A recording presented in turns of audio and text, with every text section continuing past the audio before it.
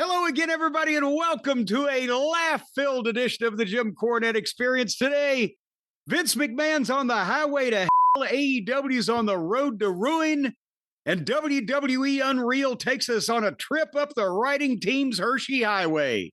And joining us for all this and more, Hawaiian Brian, the podcasting lion, the king of the Arcadian Vanguard Podcast Network, Mr. Co-host to you. He doesn't swerve when he drives. He's got a chauffeur. The great Brian Last, everybody. Aloha, Jim. A pleasure to be here once again. I do my own driving, for the record. I think we're going to have a packed show. Everyone's been wanting to hear what you think about WWE Unreal. Everyone wants to know what every promoter in wrestling history thinks about WWE Unreal. And I may surprise some people with a couple of things. There's the highs of the highs and the lows of the lows.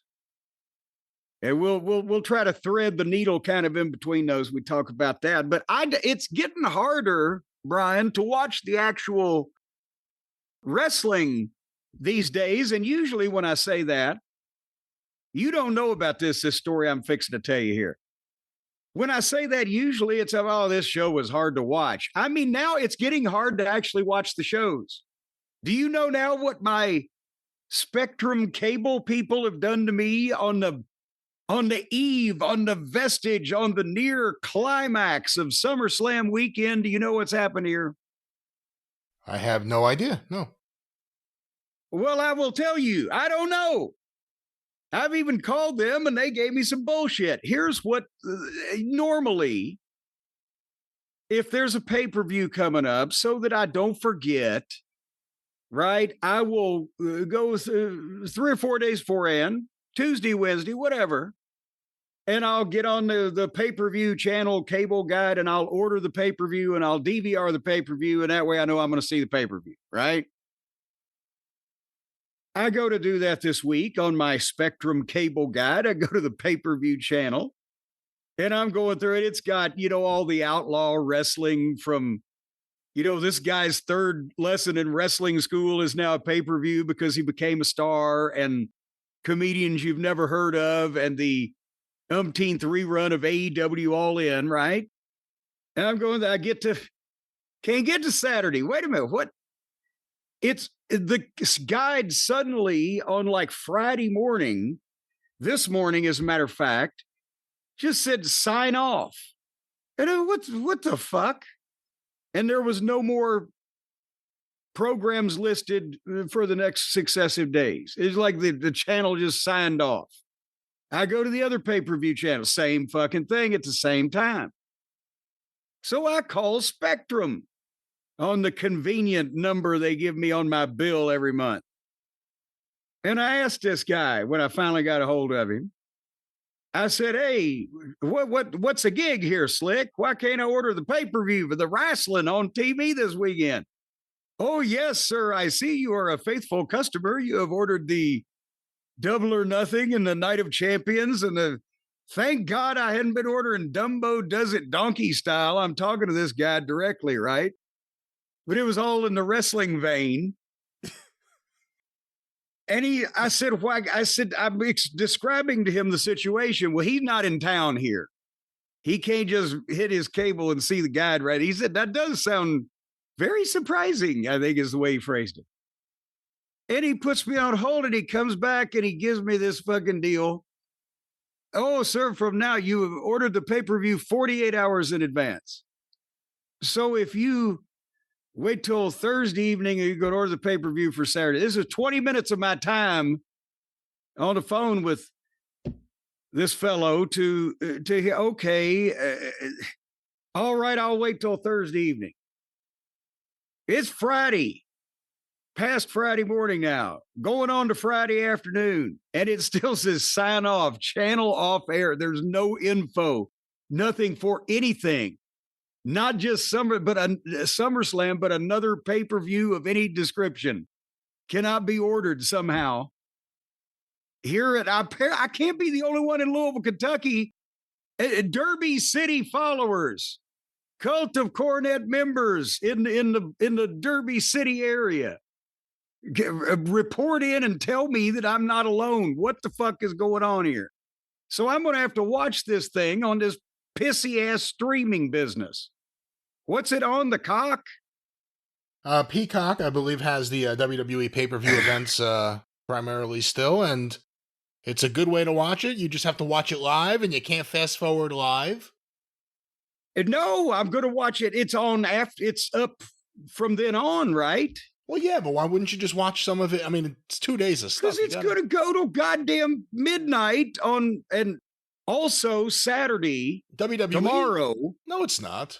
Well, it's close enough. Me, anything past 9 o'clock is midnight. But tomorrow, I'm going to be laying my weary bones down early because it's the first day in 3 months it's been suitable weather because of the temperature or the lack of rainfall to be able to actually do labor in the yard. And I'm going to be tiring myself out. But I hate the streaming.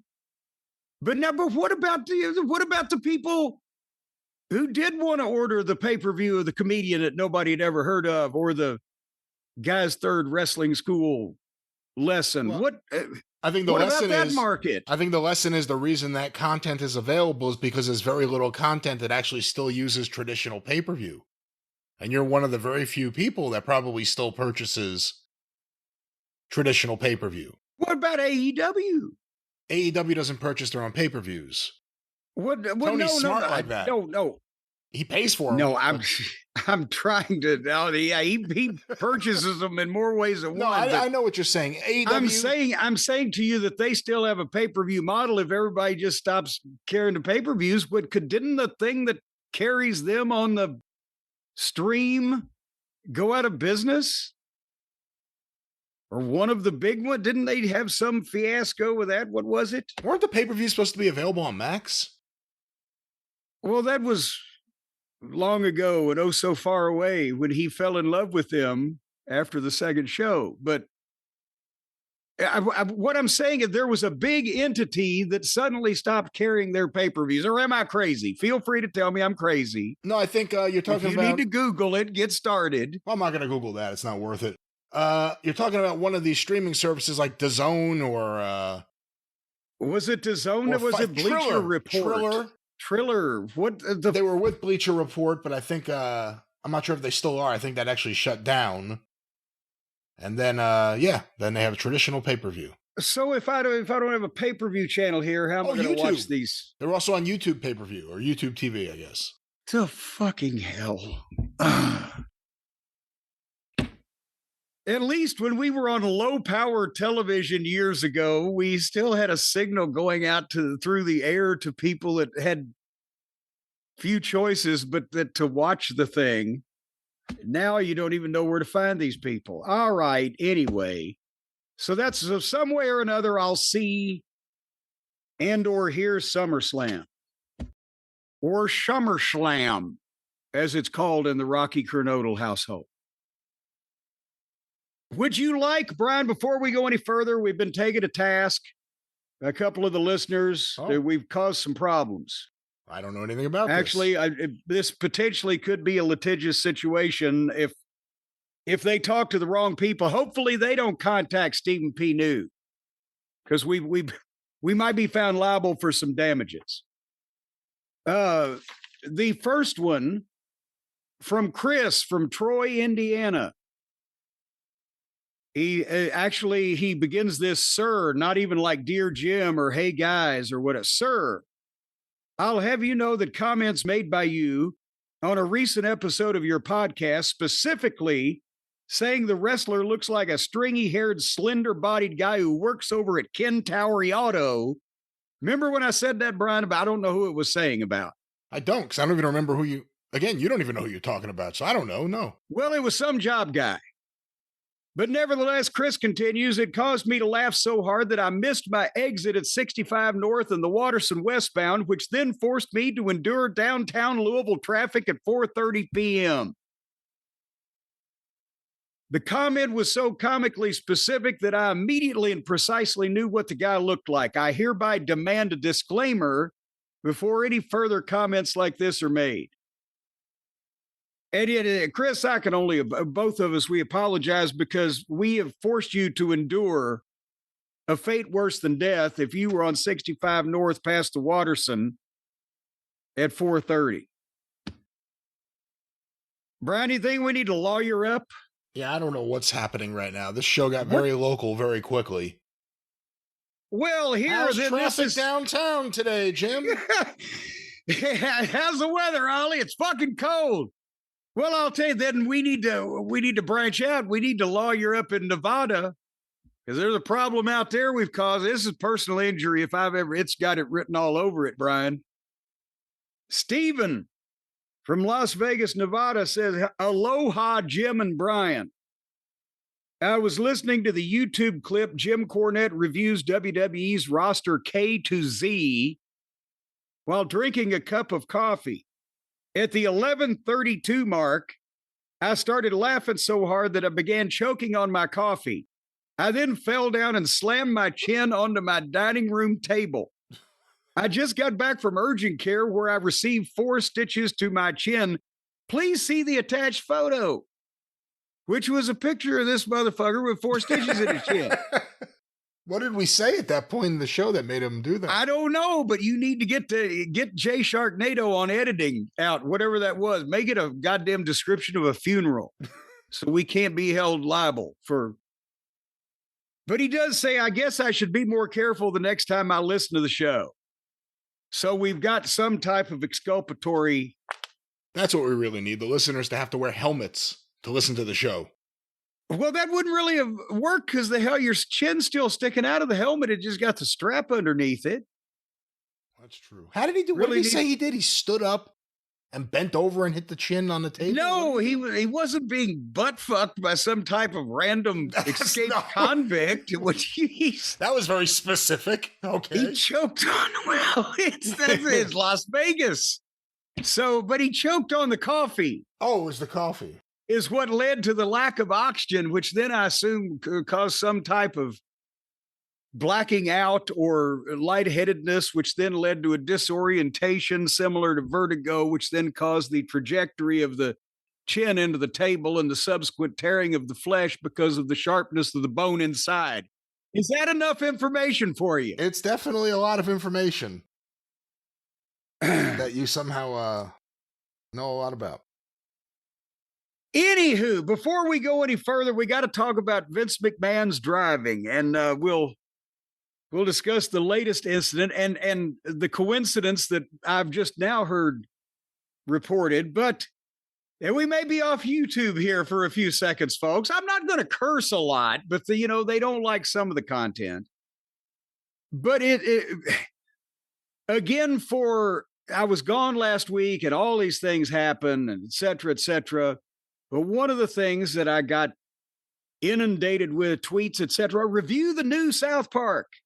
Review the new South Park. I'm not going to. I watched it, and as everyone predicted, I thought it was the most hilarious thing ever, and I can't wait to see the next 50 episodes, and I encourage everybody to DVR it and show it to your friends and put it in a time capsule. It's going to be the greatest television program on the air.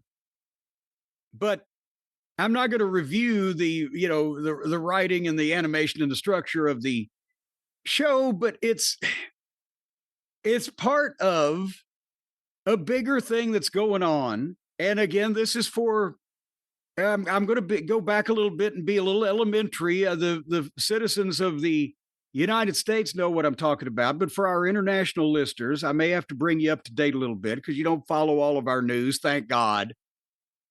But the South Park season premiere episode was a response on the part of the creators of the show to the news story that came out very closely before that CBS was canceling the Stephen Colbert show or the late night with Stephen Colbert, whatever the franchise they've had on the air for 30 years. And many people, a lot of people saying it, were pointing the finger at the fact that Brian, you helped me, CBS and Paramount and however many of the multi-billion-dollar conglomerates that own everything these days were having a merger and they needed government approval. Is that basically enough for the Correct. sake of this story? Yes, and they just got the approval, and no one really knows anything about this company that they've merged with or that they're having all these dealings with. But yes, it's been approved now.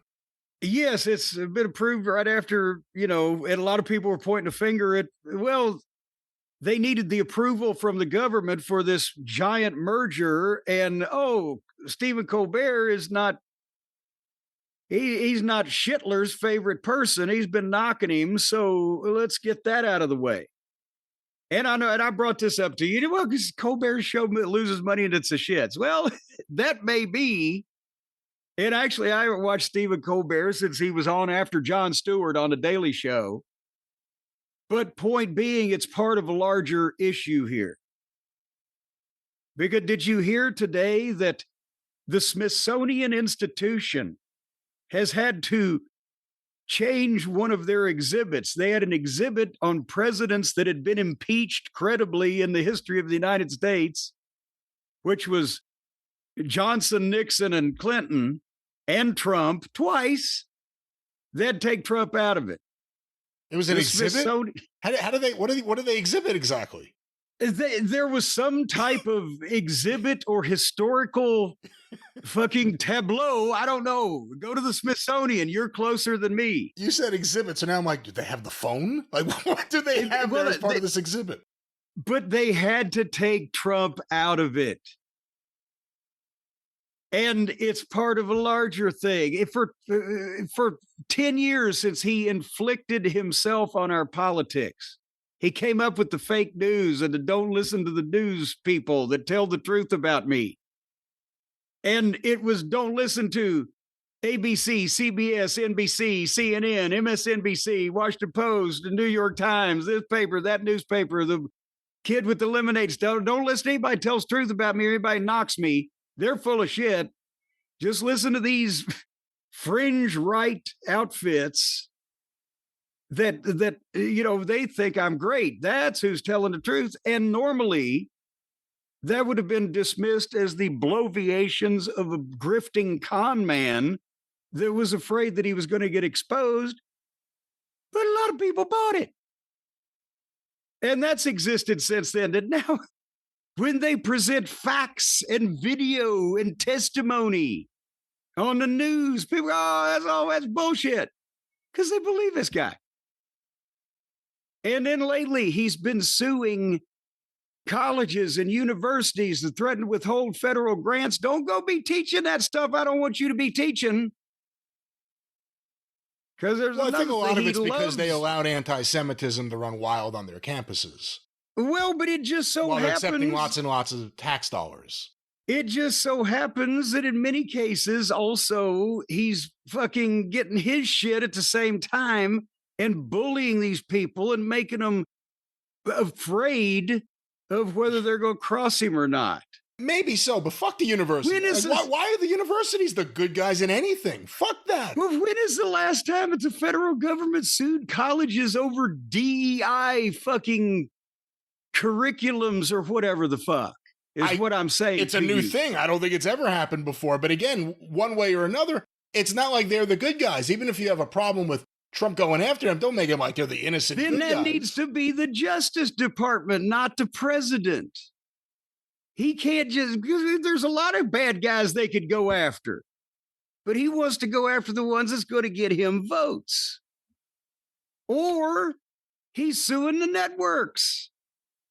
He's suing the networks. That's the biggest shakedown ever. That's the biggest shakedown we've seen ever. That's Al Sharpton-esque.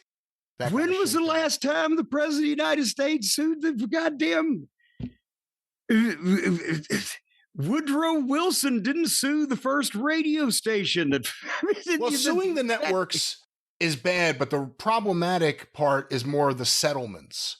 Because when they settle, you're basically setting everyone up behind you to fail.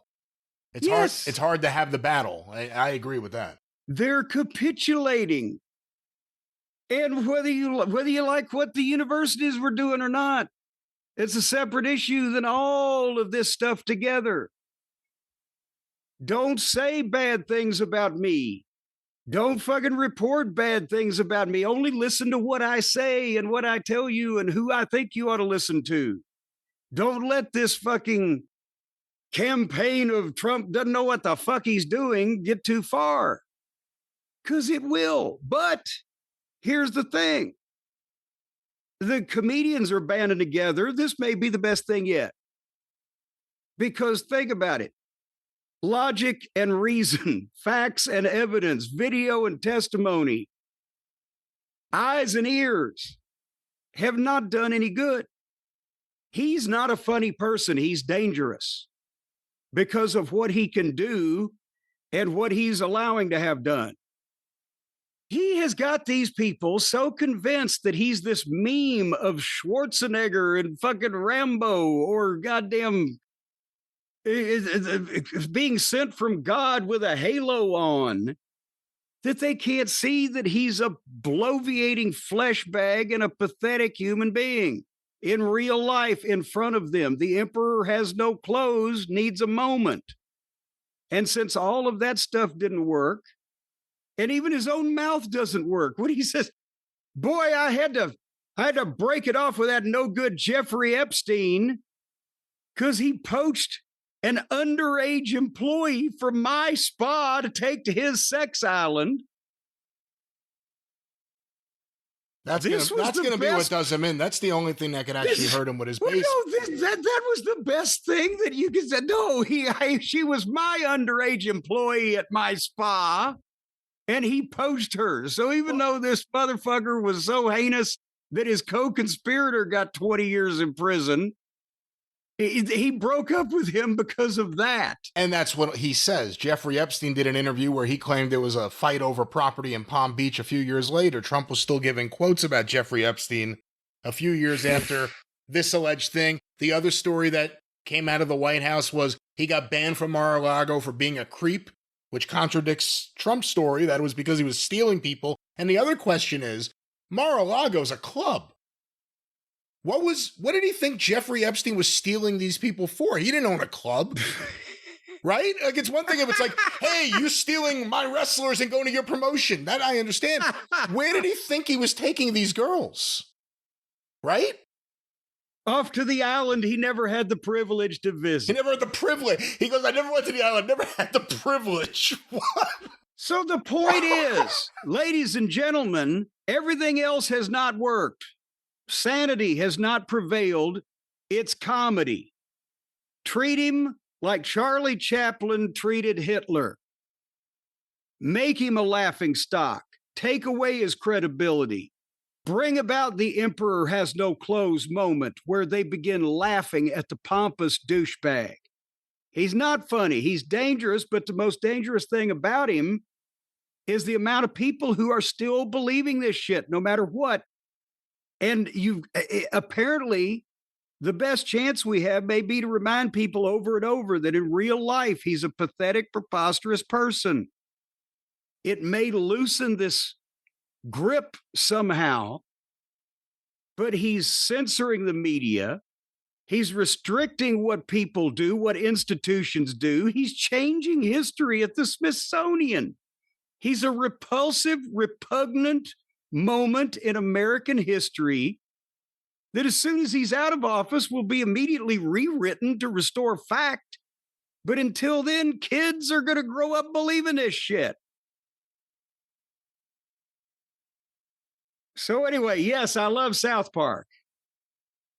Well, you're going to be seeing a lot more of it. They got a big renewal. Colbert may be leaving, but South Park is going nowhere. And that's the best part. The same corporate conglomerate just gave them $1.5 billion to tell us for the next 50 episodes that Donald J. Trump has a teeny weeny peeny. So, all is not lost on the resistance front.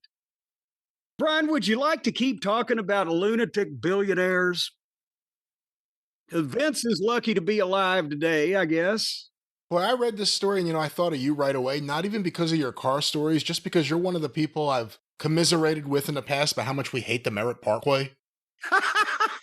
And you and I both had the same reaction about when we heard this story, like on the Merit? Wow. Yeah, let's start out with that, because most of the people that are listening to us right now, no matter where you live or what country, you don't have a firm grip on the kind of highway that they were traveling on. I'm assuming a lot of people are thinking, oh, they're out on the interstate somewhere and a big boom. But no, fuck no. Hell no. I am amazed. And they said it was somewhere around 9 o'clock in the morning, right? I'm amazed that it was physically possible for a car driven by goddamn Evel Knievel to make it to 80 to 90 miles an hour on this road on a 9 o'clock on a fucking weekday morning. Had to be the most chaotic fucking looking scene. And there was already not an undercover, but an off-duty cop following him that was going to attempt to do something, pull him over. I don't know. The guy may have been in his fucking station wagon, if they still make those things. But it was such an issue. He was trying to do that, right? Because think about the Merit Parkway, Brian. If you saw somebody commit homicide and you called a cop at a certain time of day, how would a cop get there within the next fucking half an hour if the police station was, 2 miles away? If there were 3 cars on the Merit Parkway, they wouldn't get anywhere. That's the problem. No. That thing fills up so quickly. This is not, ladies and gentlemen, an interstate highway. That's I-95. It goes up and down from New York to, Boston and all those, goes through the Stamford area. That's an interstate highway that is a giant, massive packed highway, but they allow the 18-wheelers. And on the Merit Parkway, I am assuming from having lived there and driven up and down that miserable son of a bitch so many times, that's the highway from what would it be, the 30s, 40s, that was first built to be the road that I-95 now is. And it's a 2-lane each way road. You can't call it a highway. A parkway is opened in 1938. But there you go. So when Lucy and Desi moved to Connecticut in the late 50s for the last season of I Love Lucy, and it was out in the country, this was a fucking functioning highway, right? It's 2 lanes each way, but it's like 2 lanes of a city street, not even, maybe just a regular county road with very limited shoulders, if that. And in some places, as I recall, Brian, you've been there more recently than I have, the median in between the north and south was like a concrete divider. Is that still the case? At different parts, different points, yeah. And then at other places, there's, 10 feet of grass? Just depending. And those underpasses where the bridge for the old Connecticut Post Road or whatever the locals call it, just goes over the things. In heavy traffic, you're sitting underneath this bridge that looks like it's out of a Monty Python movie, right? The cobblestone thing. You're like, what the fuck? The traffic going over the top of it, and your car is shaking. Am I overstating any of this? It is very beautiful if you go early in the morning and there's not too many people on it. It's like, wow, this is Connecticut. I get it now. This is Connecticut life. Yes, about a Sunday morning, about 5 a.m. when the sun's coming up and the fucking roosters are coming out. And also, here's another thing. You can't see a lot of it 30 feet off the road because you're going through the Connecticut upstate woods or whatever the fuck they call it. There's trees hanging over.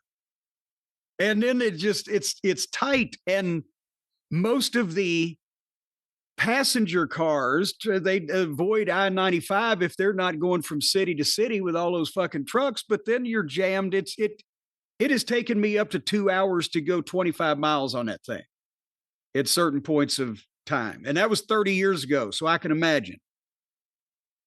So the point is, how was he going?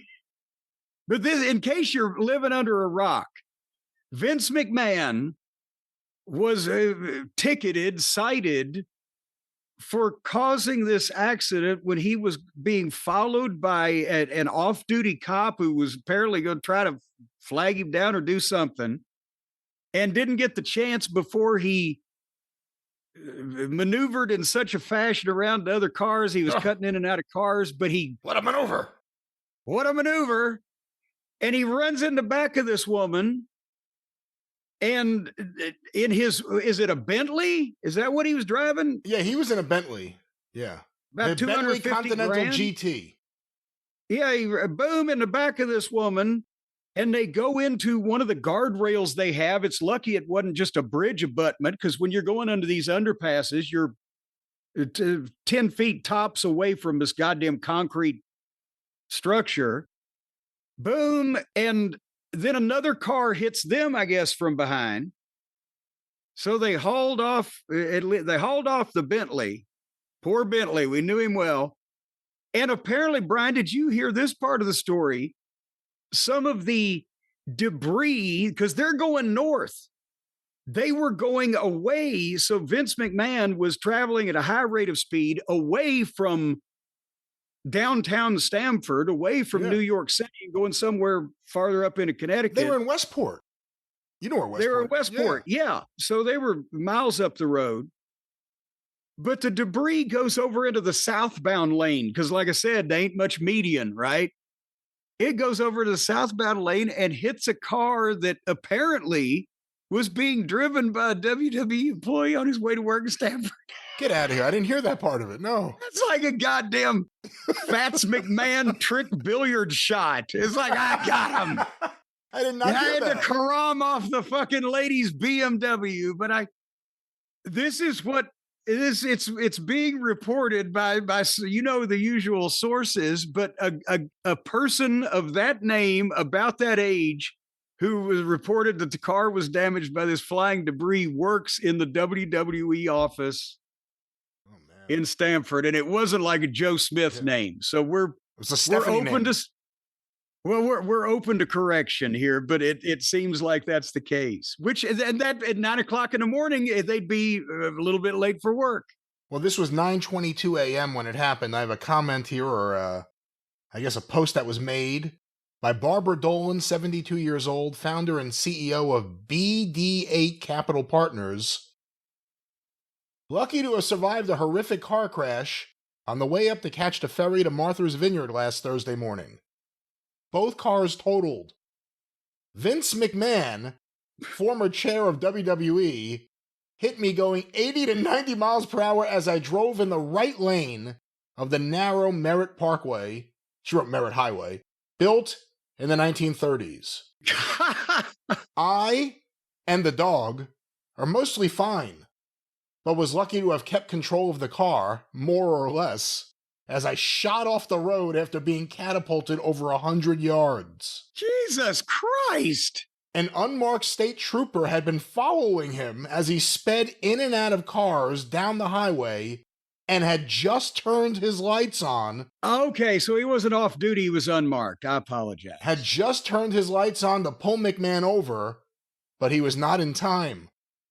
Both front wheels of McMahon's Bentley were sheared off, and his airbags deployed, probably saving him from significant injury. The trooper told me afterwards that McMahon saw me last minute and swerved, smashing into my left rear, but that if he had hit me full on, there might have been a very different ending for me. Amazing that no other cars were hit, and that I got out of the car, handshaking for a good 20 minutes, but otherwise seemingly unscathed, and then in parentheses, to protect her lawsuit rights, stiff neck later, etc., and a full battery of hospital scans and blood work. Time will tell, I'm told. Oddly, so we're leaving that door open. Oddly, Hulk Hogan, who made McMahon's fame and fortune, died about the same time as the accident. And that's the quote from Barbara Dolan, who was the person Vince McMahon slammed into on the highway. Well, but now we must make the point for anybody that wants to say, oh, he was rushing to his bedside. He was going the wrong way. I just wanted to make that plain. Yeah. Hulk Hogan, for the record, died at 9:51 a.m. in Clearwater, Florida. Vince McMahon's car accident was 9:22 a.m., Westport, Connecticut. Where was Vince going? I mean, he's not going to the office. I gotta get there. Ah. Well, here's the thing is, I don't know. It would have depended on his mood, not his destination, I think, as to why he was driving that fast. If he apparently had an intent of getting somewhere that he wanted to be, or possibly pissed off, going to straighten somebody out. I don't know. Or pissed off at himself for not, in some way or another, he was attacking the road to get to his destination like he did everything. And with the stories I've told, which I'll refresh here in a second, but just overall, Vince, I think it's a macho thing with him as much as I'm important and the things that I'm going to do are important. So I need to save time and get there. About everything, work longer, do something more, whatever. But I'm the best driver. Was he envisioning himself that day as Steve McQueen in one of those fucking 60s movies where he can do this? He's in a Bentley and he's the best goddamn driver in the world. Somebody's pissed him off. It didn't have to be important. It just needed to be important to him. Have I said that in any way legibly? No, he's a self-centered guy. We all understand who Vince McMahon is. The idea that the cop had been following him for a while, we don't know how long that had been going. And again, it makes it sound like there wasn't too much traffic. And then the cop said Vince didn't see it when he slammed into you. Well, did the lights trigger Vince to have the accident? Well, or was it a coincidence of timing? First of all, I think you've said something foolish. Has there ever been a time on a weekday morning at 9 to 10 o'clock where there wasn't some significant traffic on the Merit Parkway? Then how is Vince going in and out of the lanes? Well, that's what I'm saying is you can't just you have to goddamn maneuver. He was caught up in his fancy fucking maneuverifying. Hey, in the days when we were all scared, oh my God, we're going to be late. We're going to fuck up the show. We're going to get fired. We're going to get fined. The Midnight Express and I did some dodgy driving. The trip to Houston for Easter Sunday, 1985 is one I will never forget with Dennis Condrey driving. But we had some type of really dire personal skin in the game, right? He's going to get somewhere and he will do the fancy maneuvering. And I think when the lady said the unmarked cop had been following him for some time, I don't know how long, but I would assume that if he'd attracted enough attention with his driving to have this guy start following him, that it had been a brief follow. Westport, where would he have gotten on right below Westport? I can't remember, but nevertheless, the cop was probably like, shit, and he needed to get closer to him. He had to do some maneuvering too. He's trying to get up there and he's watching this fucking guy and boom, boom, boom. Shit happens. I can see that on that road. Yeah, I'm looking at a map of Connecticut right now. Westport, Greenwich is obviously nowhere near there. Stamford's not anywhere near there. It's next to Norwalk, next to Fairfield, towards Bridgeport. He was at Bruce's old place. Well, never the point being, I'm gonna kick cod. I'm gonna find myself. Vince is maybe 80 a mermaid. years. Well, Vince is 80 years old with, I would assume, some cognitive issues at this point. If not, certainly he's had some health issues, and he's a billionaire, and he's driving himself in a fucking $250,000 car 80 miles down a fucking Connecticut highway in quotation marks in some type of traffic, because again, didn't see him indicate or didn't see her, and what hit the left side. She was in the right lane, hit the left side. That probably meant that he had swerved into the right lane to go around a car on the left, but didn't see her and tried to cut back and didn't make it. Something of that nature. But point being, why? Jesus Christ. Savage had a fucking heart attack driving and hit a tree when he was 20-something years younger or whatever. You think his lawyer will use the Hulkamania defense? Vince heard that Hulk was really sick and he just had to get in his car and we didn't know what he was going to do. We were all worried about it. What airport was he heading to? Was he going to hop on a goddamn crop duster? Like I said, he was going to Cape Cod. He was going to fucking, I can't think of a pun. So I will just say that again, it doesn't surprise me. And everybody started talking about what we've told stories about Vince's driving, and I hate to chew my food twice, but there are the kids out there that have not been listening that long. I'll try not to make it boring, but that's the thing to illustrate how Vince attacks driving like he attacks everything else in life. Remember the garage story. I've told you this, it's been years on the show, but he just by himself, he told me and Bruce this one day, admitted to it. And when you get in the car and he had his garage door, his power garage door wired up to the button on his little, I can't remember what he was driving, but it was like one of those late 90s sport Jeepy vehicle things, right? Got the garage door opener on his thing. He reached up and he thought he'd hit it, but he didn't. And he put it in reverse and backed up into the garage door. And bam! And then he got mad at either himself for not being perfect or the door for being in the way or whatever. So he put it back and pulled up and then put it reverse and backed all the way through the goddamn thing. And just said, fuck it. And then called somebody to come and replace this. He is in control of the goddamn vehicle. There were people on Twitter that got the stories confused, though, or conflated at least, because they had said that I had a story of when Vince was pulled over for driving 90 miles an hour in the rain and then blew the cop off. And that's not true. I need to correct that record.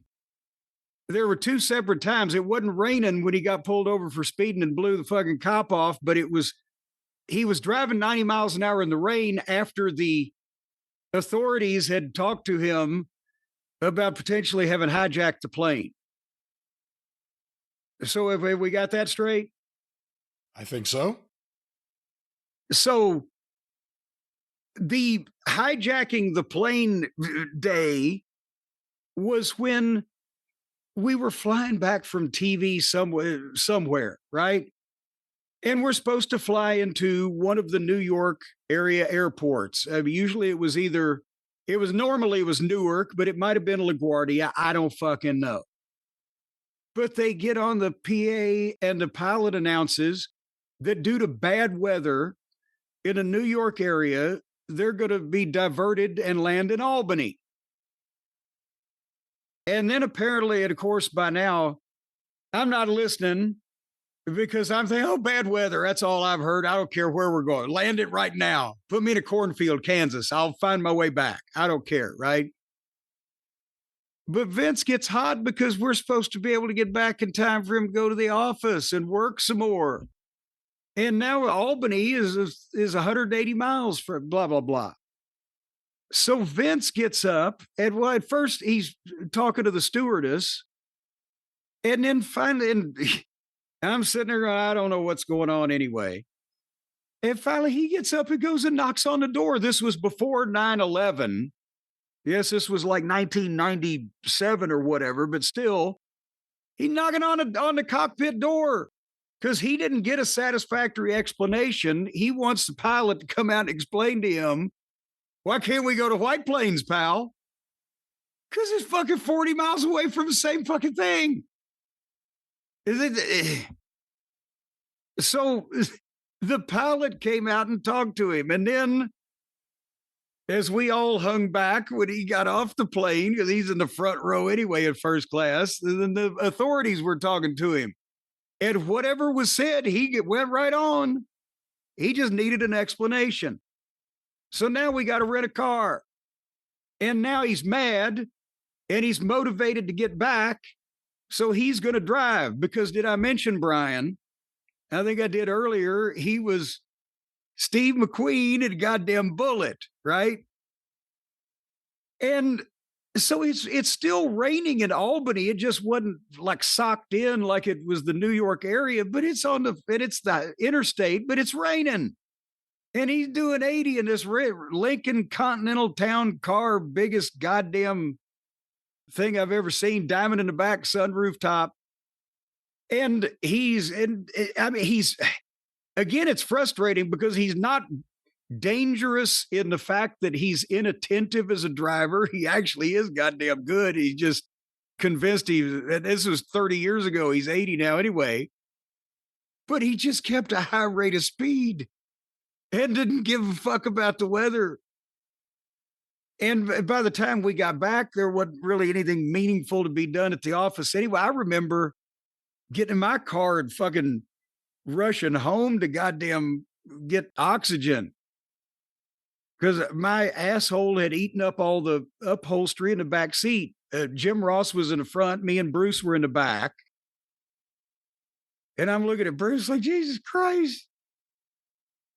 But if he was driving like that in the rain because he was motivated, the day that he got pulled over, it was just a normal bright blue skies on the highway somewhere on the way to a TV taping. Me, Bruce, JR, Vince driving. That's why we always tried to hop in, one of us, to get there before Vince. You got so much work to do. He wanted to drive, boom. He's doing 85 or whatever on the interstate, but at least it's goddamn good weather. The cop that pulls him over, if it wasn't his first day on the job, it was his first week. This kid, he still had placenta hanging off of his fucking chin. And Vince is, fuck. When he pulls over anyway, and this guy comes up, and in this Archie Andrews voice, he gives him I need to see your license and registration, but whatever. And the whole thing, and Vince is just sitting there fuming, and he just hands him stuff. He went, sir, do you know I clocked you at such and such? So he takes his shit and he writes it. You see Vince is tapping. He's biding his time. The guy comes back up and uttered, and this became a hell of a line with me and Bruce Pritchard and Jerry Briscoe, Jack Lanza, Pat Patterson, et cetera, et cetera. The kid said to Vince, he gives him the reading on what you need to do. You can mail this in and pay this, or you can do that. Vince is sitting there silent. And he ends with, if you don't have any questions, you're free to leave. And he's got the fucking ticket in his hand, and Vince snatched the ticket and frisbeed it up onto the fucking dashboard, popped that big rental car into drive, hit the fucking gas, and peeled out on the side of the shoulder of this fucking highway, the gravel. And I heard gravel fucking flying. I don't know what the fuck. Was it hitting this cop's car that was behind us? Was it hitting the cop in the face? I don't know. I was scared to turn around. I didn't know if he might start firing.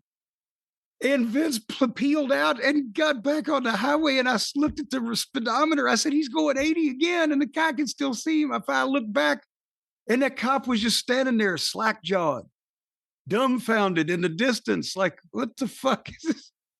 He didn't even try to get back in the car and pull him over again. You think this is all the influence of Dr. Jerry Graham? I'm not joking. No, I think some of it is the influence of some of the same psychopathy. Is that a word? Psycho something or other that maybe they both shared. The destrucity that both Vince McMahon and Jerry Graham might have shared. Wasn't alcohol. It wasn't being drunks. You sure you're not drunk there? It wasn't being drunks, but there had to be some kind of pathy going on, some word in front of pathy with both of them. He got into some other kind of car accident, and I just tried to Google it, but everything that comes up is the one that just happened a few days ago. But wasn't there one like 10 years ago or so, give or take? Yes. Was it in Stamford? Was it in front of WWE? Yes. Yeah. And I can't quote it chapter and verse. I know that a bunch of the kids out there listening will jump in with it. But there was some accident he had in Stamford, and they had pictures of him standing there in front of his car. All the cars being jacked up and taken away, whatever. He doesn't allow a lot of room with a lot of things, and that's why Jim Ross said, Vince, I love you, but I love my children also, and I want to see them again. And he quit riding with him, and I never actually officially resigned from like, Vince, I can't do this anymore. I just always found a way around it. If there was a chance that he would be driving for it now like we'd get in the car with him and go down the street to the little lunch place, right? Well, fuck, it wasn't far enough away to get to 80 degrees, to 80 miles an hour. And there was nobody on that road anyway. It is, that was fine. It was very pleasant and personable as far as Vince went on a trip like that. But get him out on the goddamn any kind of stretch of highway, and he's Mario Andretti. Well, maybe not. Maybe that's the problem. Maybe that's why he's slamming into things and having cops follow him. But there it is, the Westport escapade of Vince McMahon. Was he going to Bridgeport? Was he going to Mystic Seaport? Who knows? But this is your show. What was he going to possibly drinking some port, perhaps? That's what the old aristocrats drank, was the port, right? The brandy and the port. Would you like a glass of port? That'll be the interesting thing. Where was he going? Well, you know what? Here's the problem that he's always had, though. Vince never sleeps. Vince McMahon, sleep is the enemy. He's always wanting to work. He's wanting to do something. Apparently, he's wanting to play in modern times also, maybe to make up for all the time he spent working. Who knows? Linda sure wouldn't go for a lot of those things, but I'll tell you what. You don't know that. He's never had a good night's sleep. That's because he never got introduced to Beam. That's why he's been off the beam for so many years. See what I did there, Brian? Yeah. Because Beam is improving everybody's sleep. And if Vince got a good night's sleep once in a while, he wouldn't be out there just doing crazy shit all the time. Think about that. He's been revving his brain for the past 65 years or so, and he just burned out all of his cognitive radiators. Those cognitive radiators, they need to be serviced every now and then. You got to go to sleep so that the little people inside your brain can tinker around with shit and tune it up. Well, your doctor will tell you that, won't they, Brian? I don't think any doctor will tell you that. And of course, this is not exactly how it works. But what you do need to do is take care of yourself. And every expert, even Helio Gracie back then used to say, a good night's sleep is the key to longevity. Well, and that's why that Helio's still around.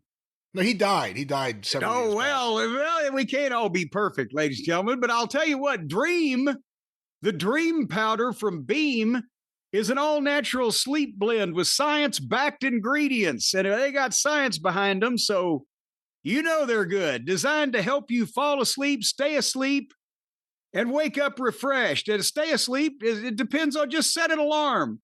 8 o'clock in the morning, 9 o'clock in the morning, next Thursday. You'll just be there until it goes off. And then when you wake up, boom, you'll think, holy mackerel. Well, I'm just ready, full of piss and vinegar to take on the world. And you'll walk out in the front yard and start punching the first son of a bitch you see. Nope, that's not what you'll do, and that's not what you should do. That will get you in trouble.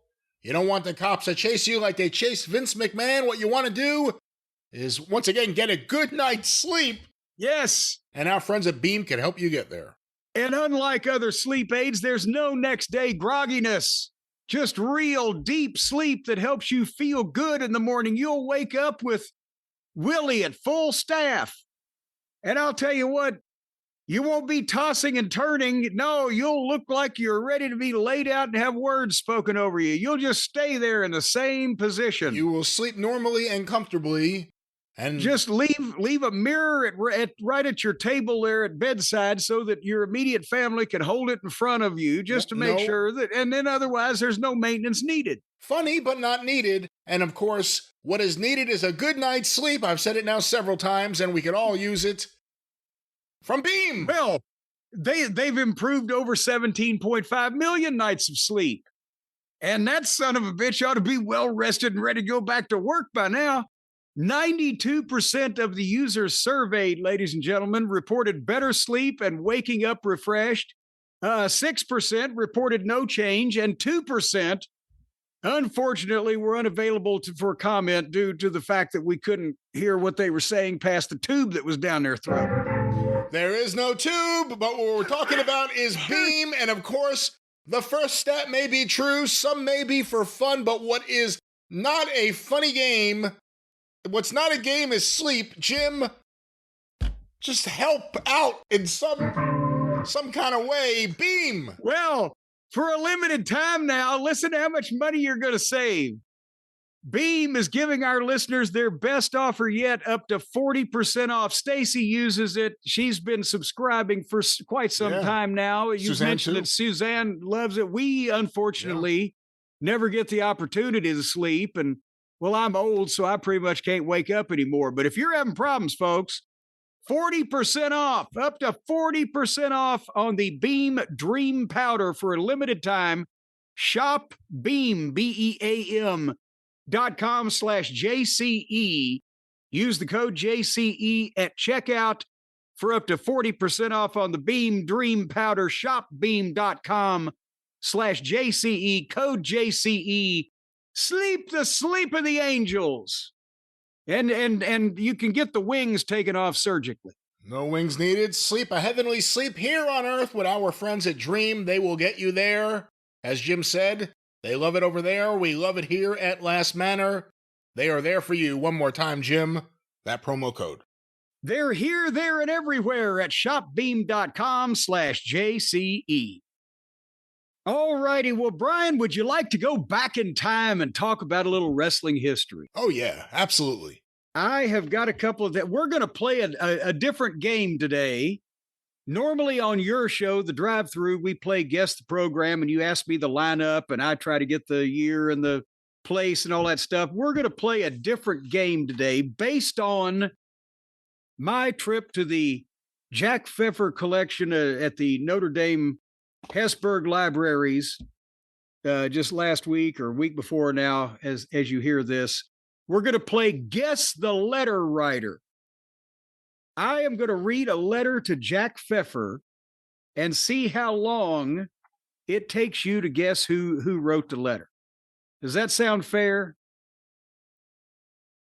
Does that sound fair? Is it Morris? Well, I mean, is that a nice parameter for the? I'll give you the date it was written to, the year that it was written. Okay, I think it sounds like a lot of fun. Yeah.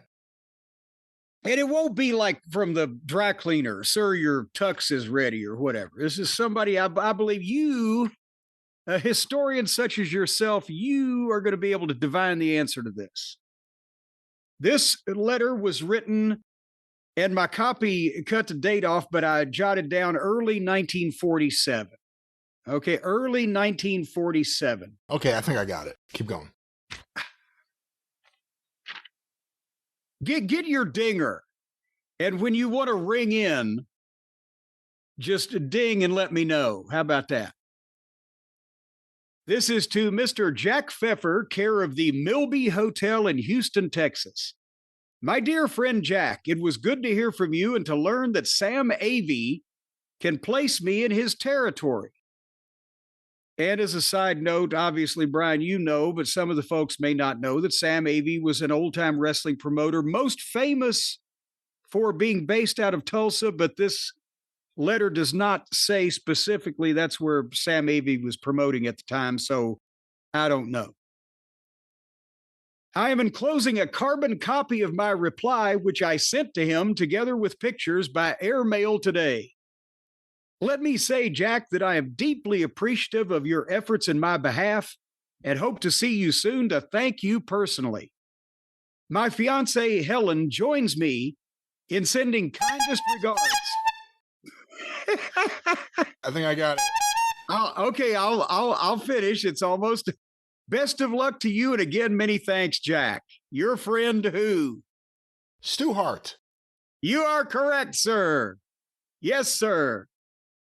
This letter was mailed from Stu Hart, care of H. Smith, 636 Westchester Street, Long Beach, Long Island, New York. Get out of here. Yeah, Harry Smith. And Westchester, that's not necessarily the west end of Long Beach, but the west side of Long Beach at least. Wow, very cool. And that was Helen's parents, correct? Her father. Harry Smith was Helen Smith's father. That is correct. And the chief of lifeguards was Paul Bosch. For real. Like, that's not a gimmick. He was the chief of lifeguards. And the story always was that he told his friends in the office, come down, I'm the chief of lifeguards, you'll have a great time. Beautiful women. And it was Stu Hart, Lord James Blears. Was it Sandor Kovacs? Was that the third person? I think so, and he's all over the Feffer files too, yeah. So that was a close group. And all ended up as promoters.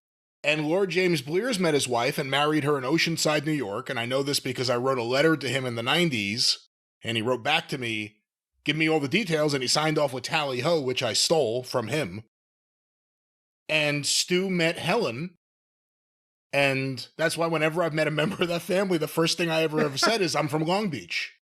Well, now, and we'll deviate from the rules of the game for a minute, because I'll read you a follow-up letter written January 24th, 1960 by Stu Hart to Jack Pfefer, 13 years later, basically, right? And this is... Is it Foothills Athletic Club stationery? Foothills Athletic Club, Stuart E. Hart, president, and...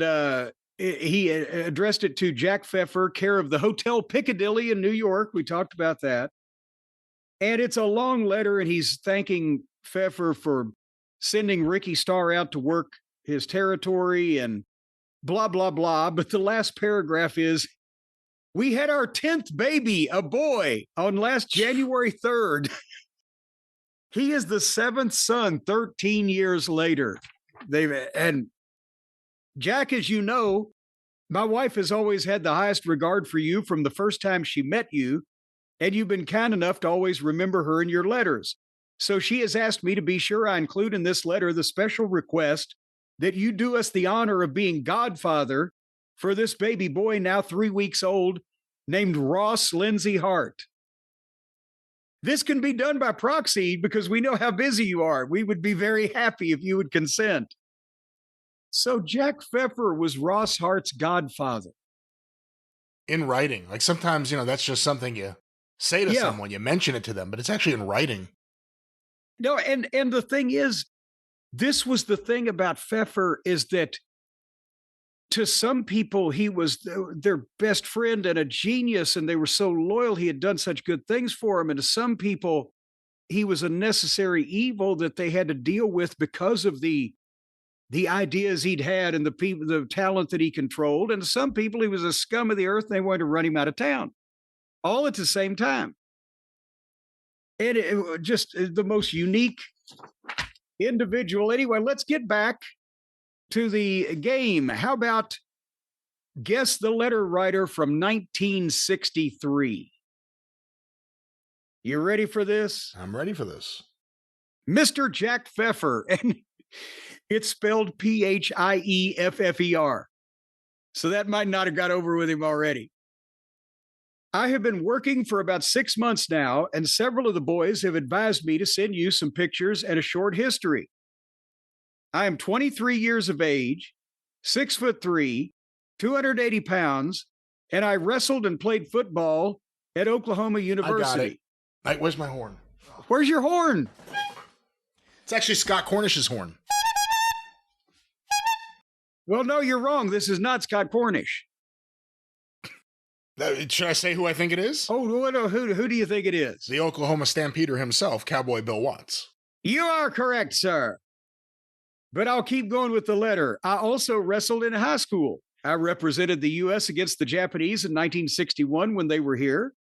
I have a good background of wrestling in case it's needed. However, I am more interested in working, underlined, and earning money, underlined. And I will do anything that's good for the business. You still had to tell the promoters someday in those days, if you were a legitimate wrestler, that you were agreeable to working to make money. My neck is 19 inches, bicep 19 inches, chest 54. Oh, he wrote 52 and then turned it into a 4. I swear to God. Waist 39. If you think you could help me and you're interested, I would sincerely appreciate it. Some of the boys that you could ask about me are Lou Thez, Art Nelson, Bill Miller, Leroy McGurk, Tiny Smith. That was Grizzly. Because he was still at that point McGurk's top guy then. Carl Krauser and the Scott brothers. I'll try to contact you by phone about a week after these pictures are sent. So that's fascinating for a number of reasons. Obviously, early in Watts' career, 63, he would go to the WWF. He would go to New York. A little bit after that, have a big babyface run, and then turn on Bruno. Yeah. And that was like one of the big highlights of the early years of Bruno. And they did big business. Watts may have been one of those guys that, if he hadn't become a promoter and a booker and been involved in the middle of so many things, maybe they would have brought him back for a run against Bruno every now and then, or, even against Backlund. But he got chased out of New York, so I think there was a lawsuit because he hit a fan in West Hempstead. And then he had his career, but the idea that right before then, in 63, I mean, Pfefer, I guess he had just had New York. He had just had New York, I shouldn't say. Pfefer, as we'll talk more about in a second, had, in very recent memory, been the guy booking guys into New York, into the Garden. And we'll talk about that because everybody thinks that, if they think of the Garden, they think of Vince Sr. He started it. There was a long road to hoe to get there. But I think there is a fan base, just because they're never told anything otherwise, that actually believes like it was Jess McMahon, Vince's grandfather, who ran wrestling at the Garden. And then his dad took over and then he bought the company, not realizing Jess had like nothing to do with wrestling. And then there was still a battle for the Garden into the early 60s. Well, before we get there, I got one more letter, and this isn't something you're going to have to guess because it says the name, but this is a letter that is in the Feffer files that caught my eye because, I was in that major motion picture, Brian. I was on the silver screen here not long ago, Queen of the Ring. You remember that, my starring role? Of course. How can anyone forget your starring role? How can anyone I'm timeless. I got the perfect face for black and white movies. But it was about, obviously, Mildred Burke and her tempestuous relationship with Billy Wolf and the battle for supremacy in the girl wrestling business and how all the dirty laundry that came out and the infidelity and the fornication and things and such of that nature, right? So I don't know why this letter was written or this statement was made or whatever, but I'm assuming, or why Jack Pfefer ended up with it, except that perhaps Pfefer was trying to assist the Mildred side in this split and discredit, because, Billy Wolf, after he allegedly sold the girl wrestling business to Mildred, then started up under June Byers and Nell Stewart's name. Part of that was in the movie, and that's obviously in the book. And they ended up fucking Mildred out of the girl wrestling business. But there were girls that were on her side, too. So you remember Cora Combs, a lovely lady from Eastern Kentucky. She was a big main eventer for Goulas in a day in Nashville. This letter is written Houston, Texas, August 29th, 1953. To whom it may concern, I, Beulah May Combs, known as Cora Combs in the wrestling profession, and this is typewritten, by the way, have personally known Billy Wolf Sr., Billy Wolf Jr., June Byers, and Nell Stewart for 3 years. I wrestled under the management of Billy Wolf for about 2 years and personally know and will testify that he has lived with Nell Stewart and June Byers for the full 3 years, and have heard many girls testify to the fact that they had lived together for years before I knew them, including Billy Wolf Sr.'s own testimony.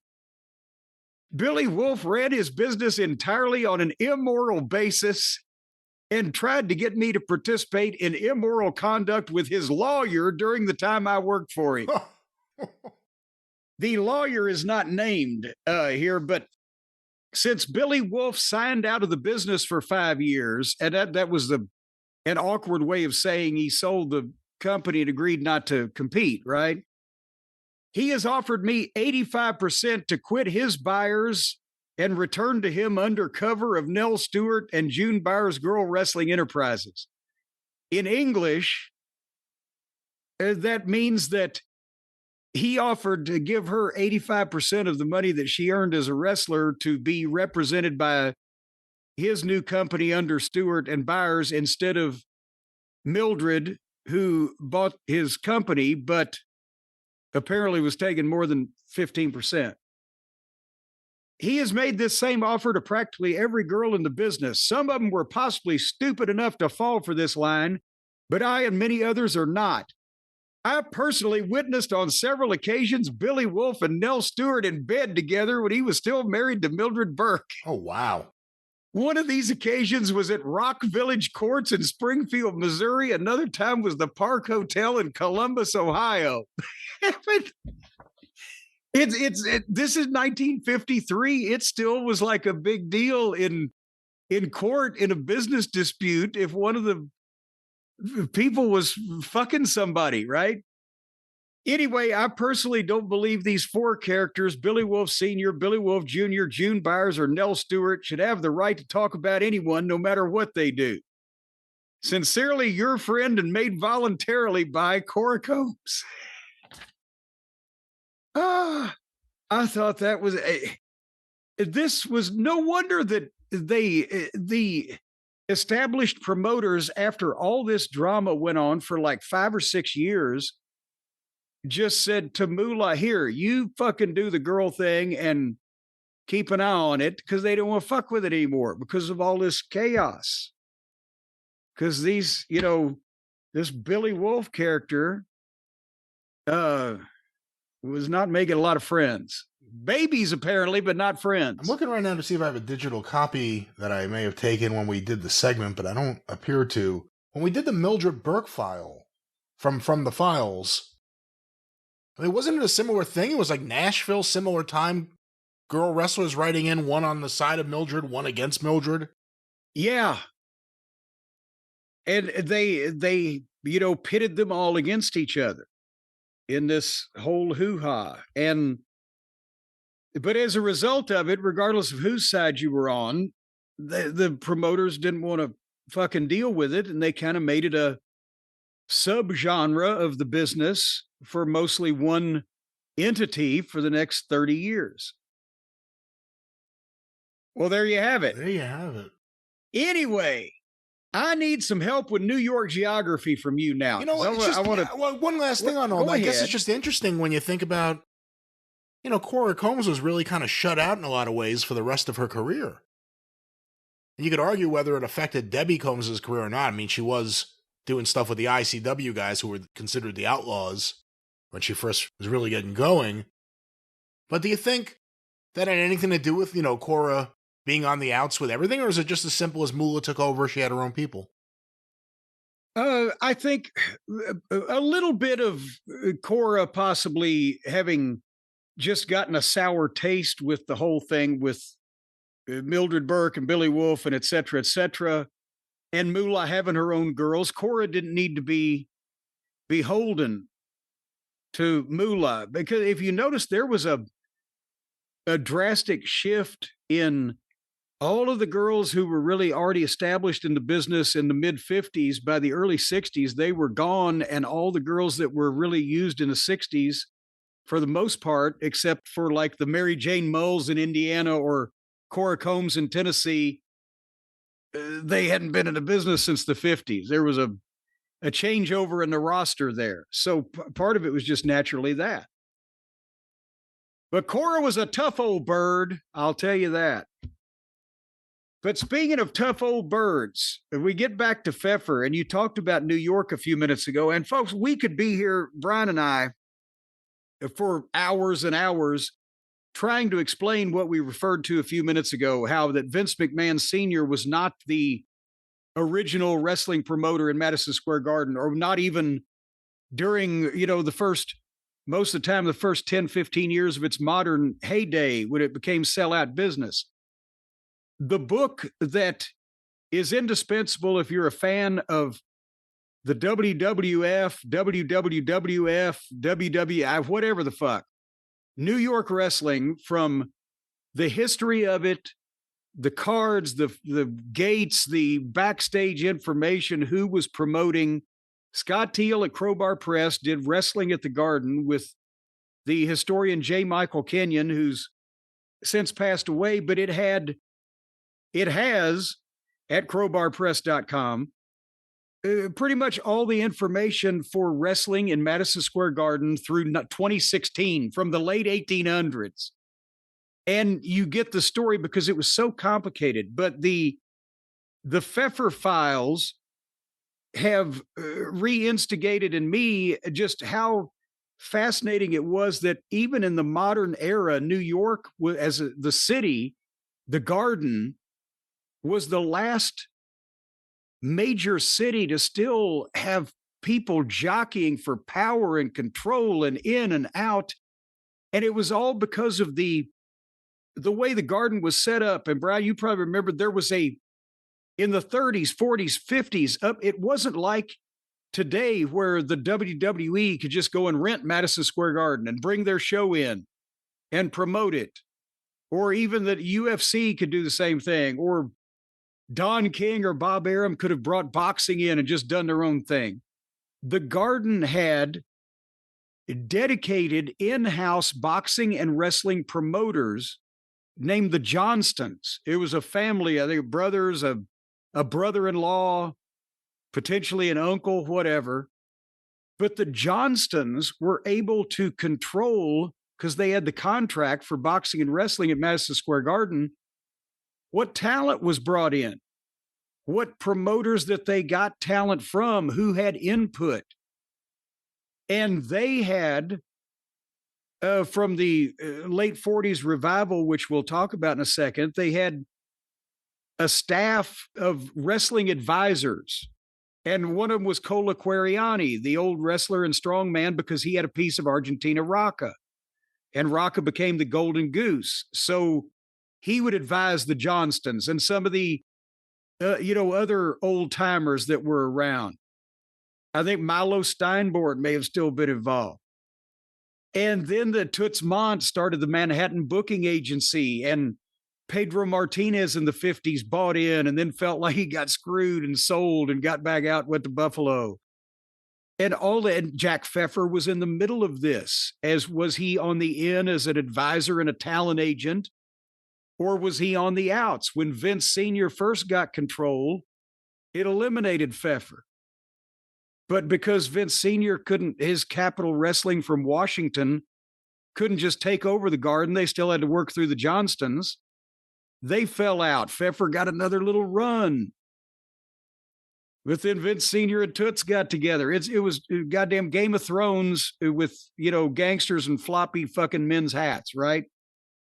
So the point being, we go back to when, Brian, I'll bring you in on this for a second. I've droned on long enough.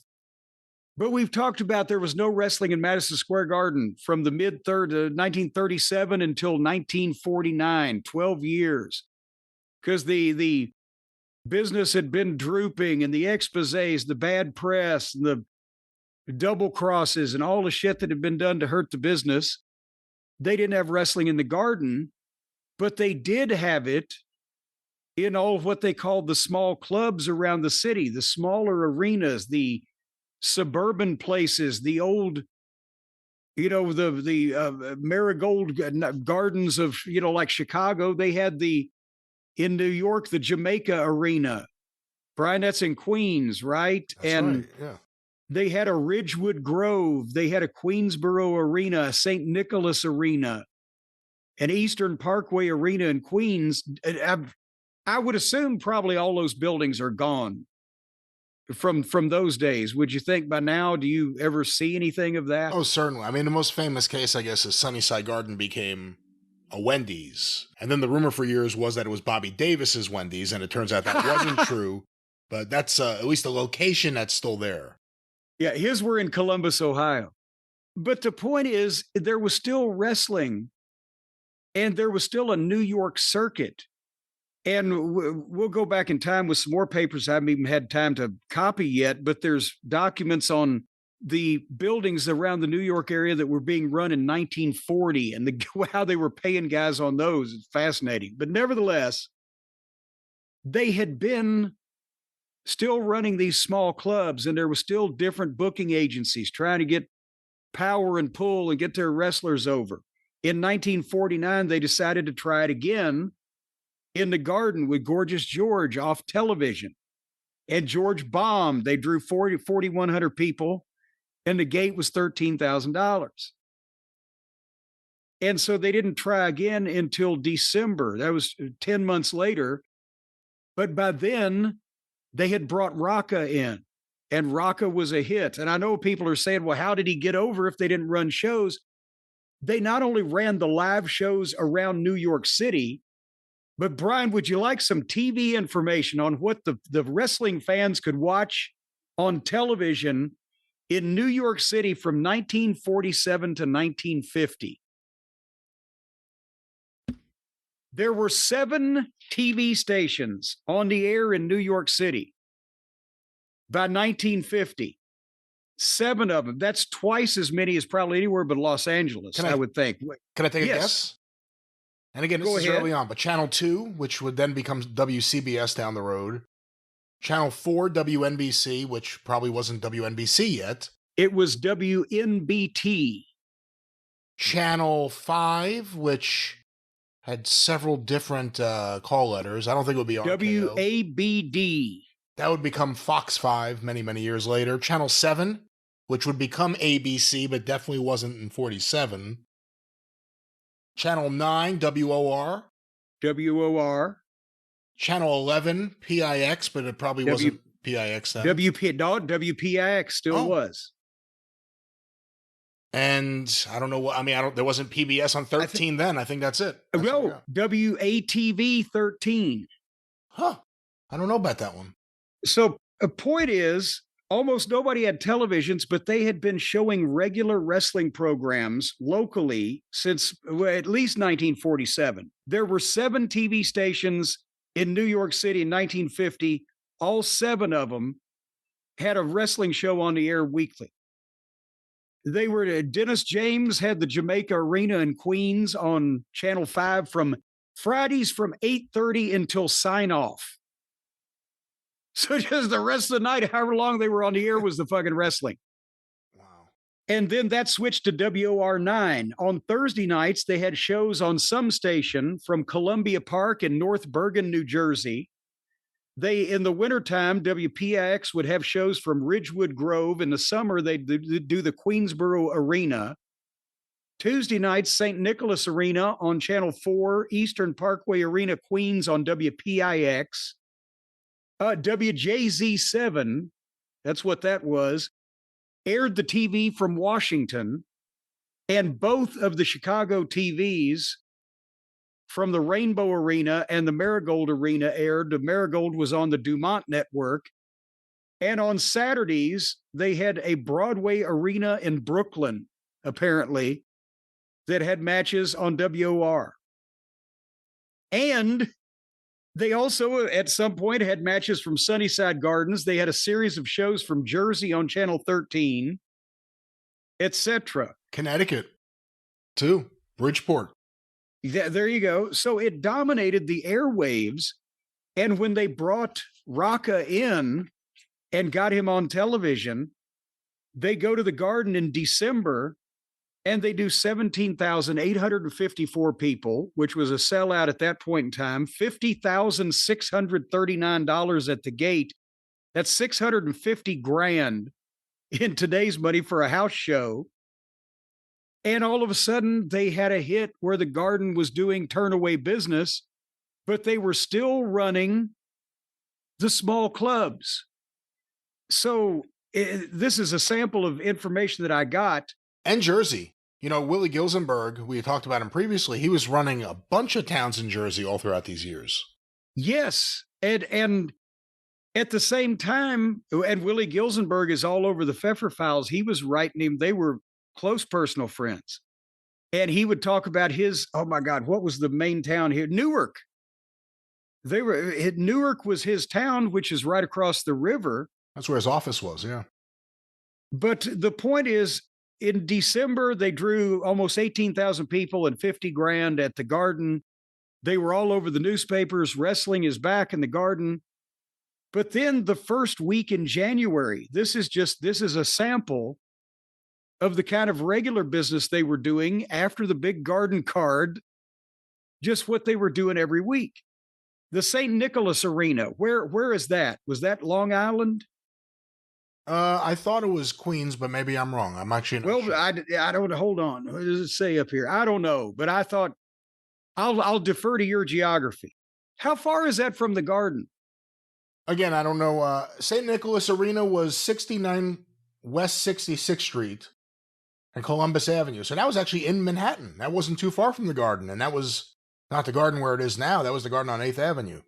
Okay, well, apparently these were weekly towns that they were running, but on the first week of January, they ran the St. Nicholas Arena and did $5,000 with Rocca on top. And that might not sound like a lot, except the ticket prices at the same time in the Garden in the mid 50s, when they were selling out and turning them away, was a $5 front row ringside. So at the St. Nicholas Arena down the street or whatever, tickets were like 3-1, if that. The point is, they're drawing a couple of thousand people at St. Nicholas Arena to see Rocca. And by the way, 65 grand in today's money. Go ahead. The St. Nicholas Arena would become the location of ABC's television studios in New York City. Oh, well, there you go. And what about Hempstead? That's on this Long is Island. The way it was written. Hempstead or West Long Hempstead? No, it just says Hempstead. Okay.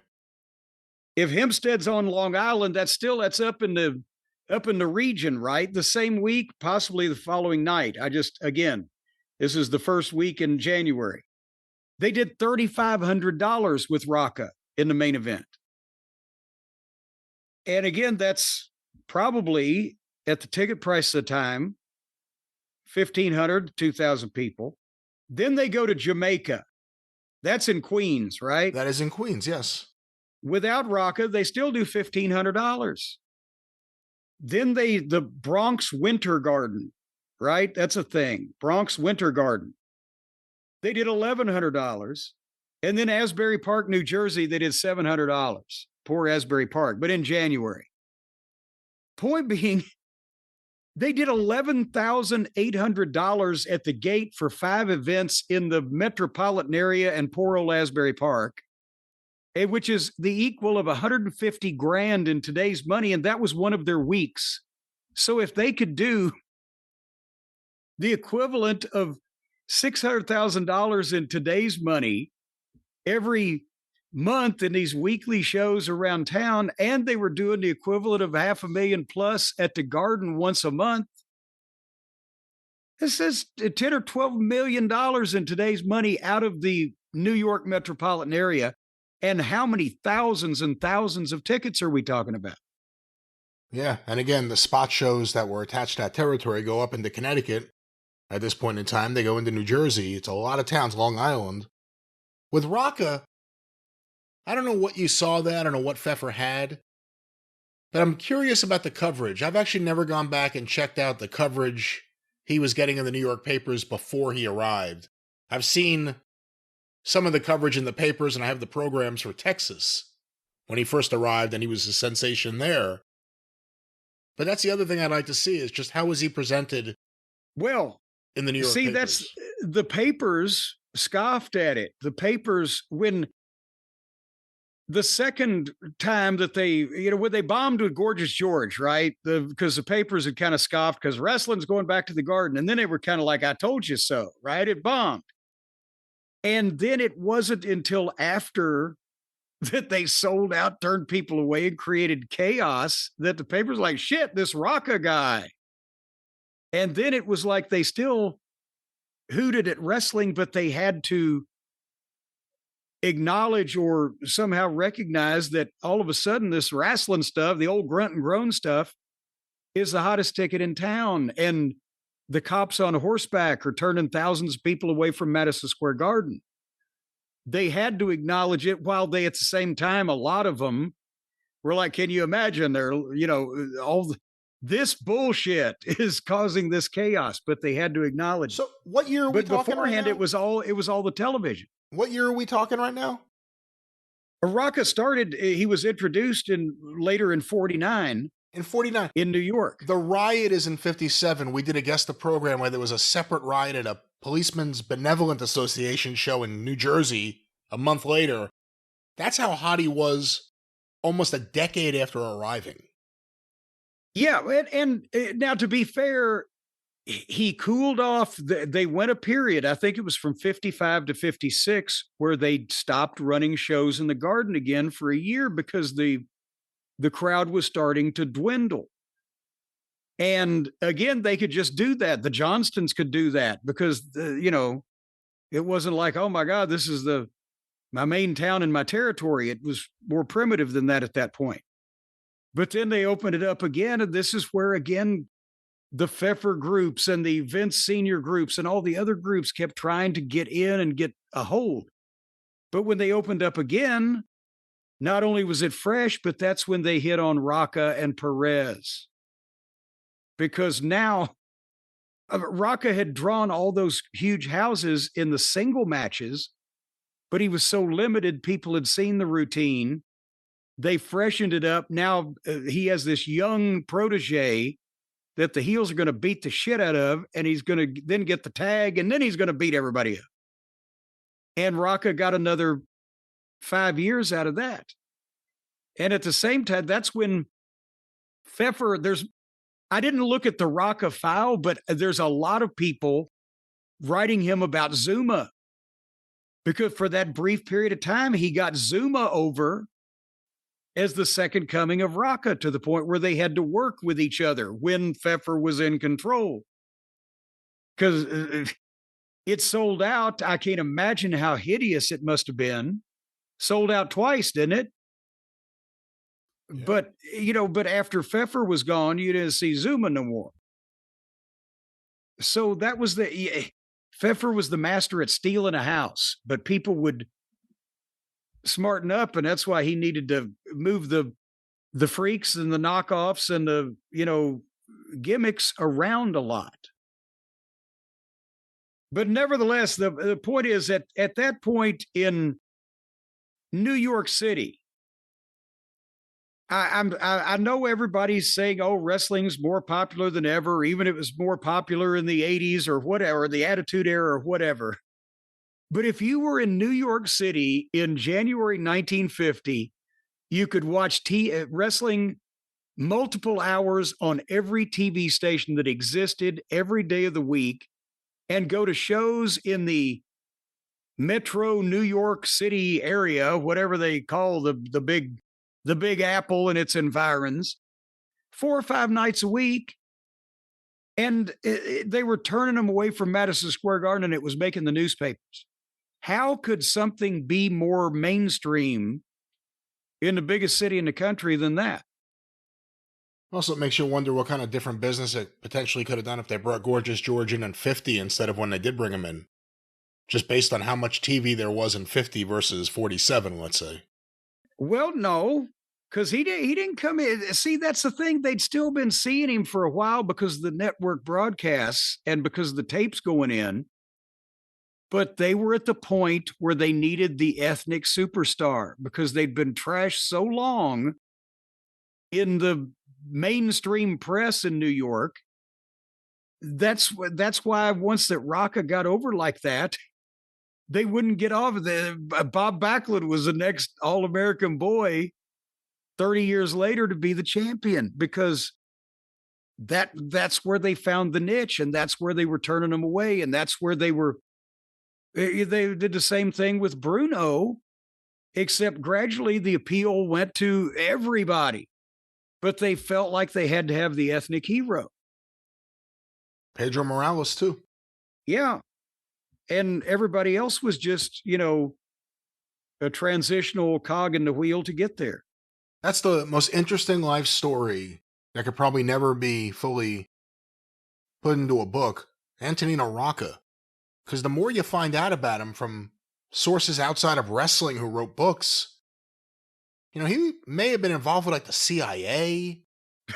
I'm serious. Like he was. No, I know that. There were years where he disappeared, where he may have been like just helping the government in like South America. Like there's all sorts of weird stuff around Rocca, who did just disappear at a certain point.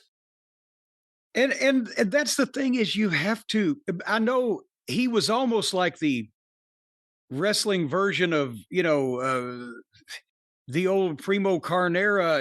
They cut up his money till there was almost nothing left. A lot of people had a piece of him, especially during that run. But the money that he generated has to be, I think, in 1950. Let me hit.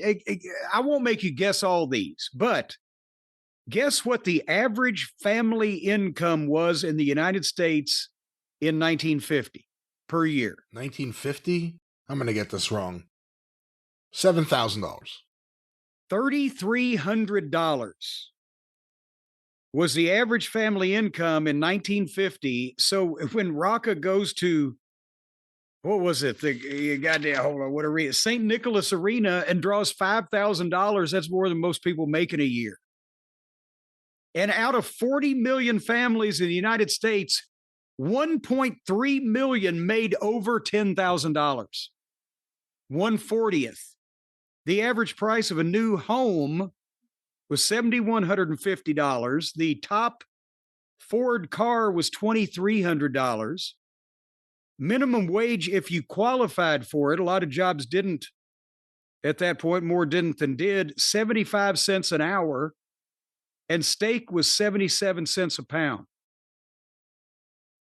So when Rocca... Wrestling programs, 10 cents. Yeah.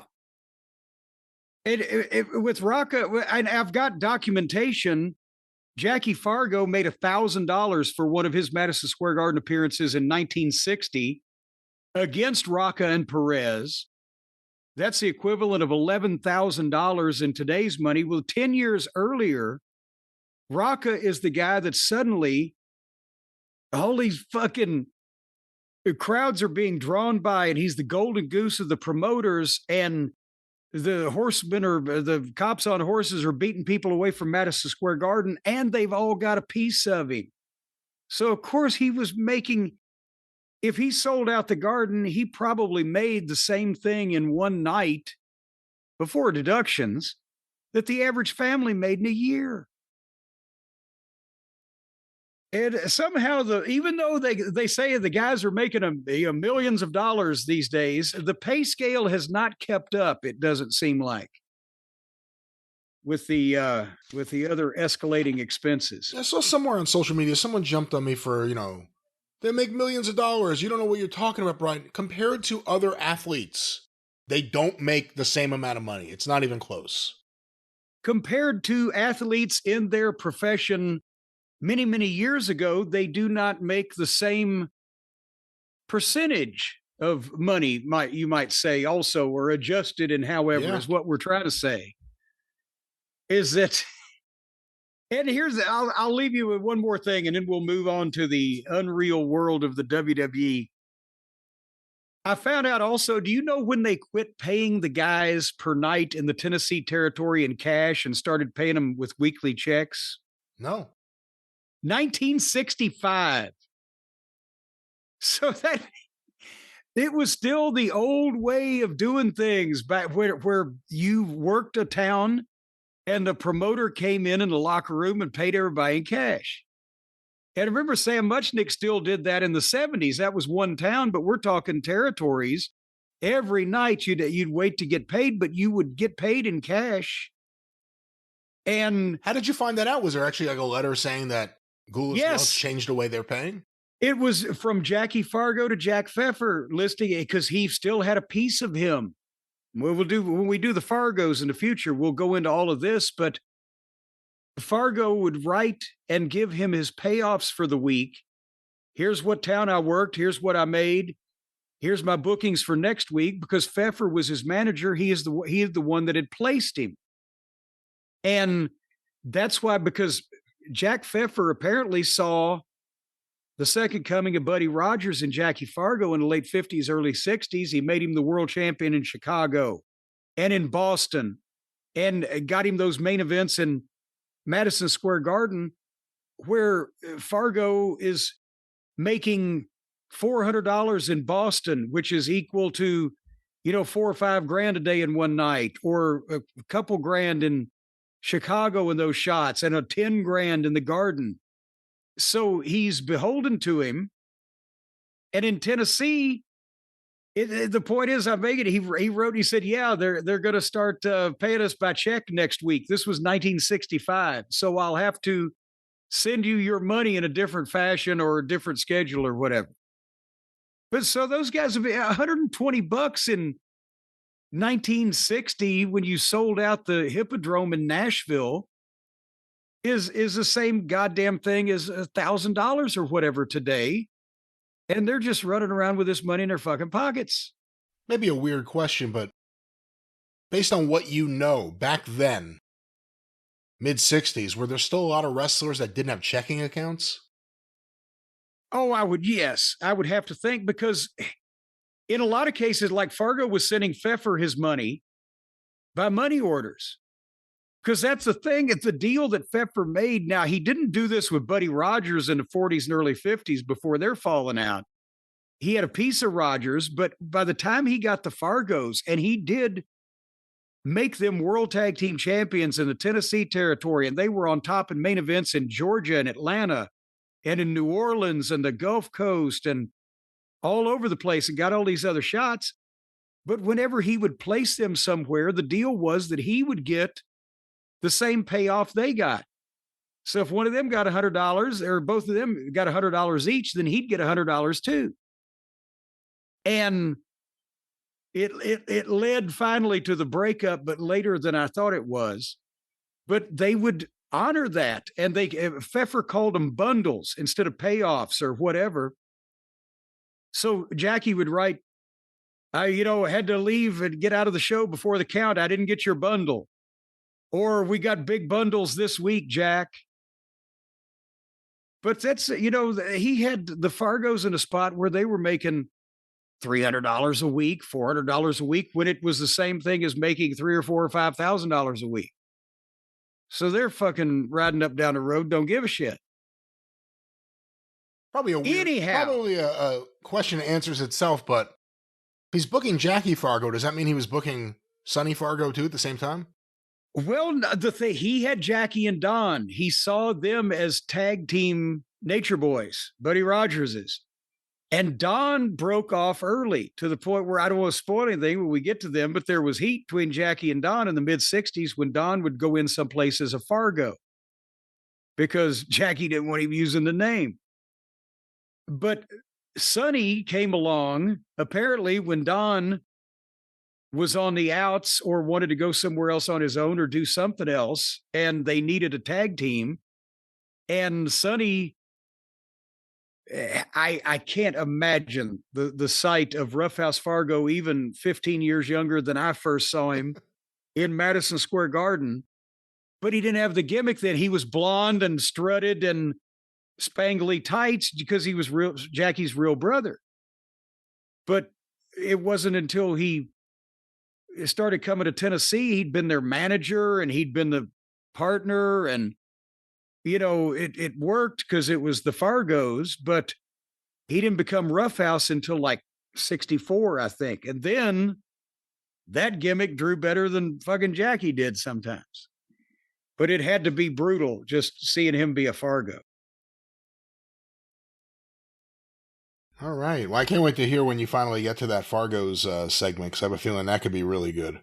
Good Lord, I got to transcribe a lot of notes, but again, I'm fascinated by the payoffs that any guys got are a good indication of how how the houses were, how much money was being drawn, and in that time period, if you know what a main event guy made for a sellout, then you can kind of extrapolate what other guys were making, what the standard of living was when business went up and went down. And all these promoters' letters are fascinating because the first thing they do before anything else is talk to each other about how their towns are doing. Yeah, we did $6,000 in Portland the other night. Or Ray Fabiani's like, well, not bad for Londos and Alibaba in Philly. We did $6,000 when tickets were 50 cents or whatever it was. So that kind of shit is fascinating to me. I'm a behind the scenes nerd, but they got a program, Brian, on the air today for all of the behind the scenes nerd of this boring, stressful, modern shit. The WWE Unreal. Everybody wanted us to watch, and I gotta be honest, I can't hate this show. I hate some parts of this show, but I can't really hate this show because there's parts of it. There's the element of something there that I wish they could do more. I wish they could do more of the good stuff and less of the bad stuff. Does that make any sense? I guess so. I will try to explain that there are certain people that can do this, that are on this show, that are in their own way, whether they're being told to or whether they're just coming up with it.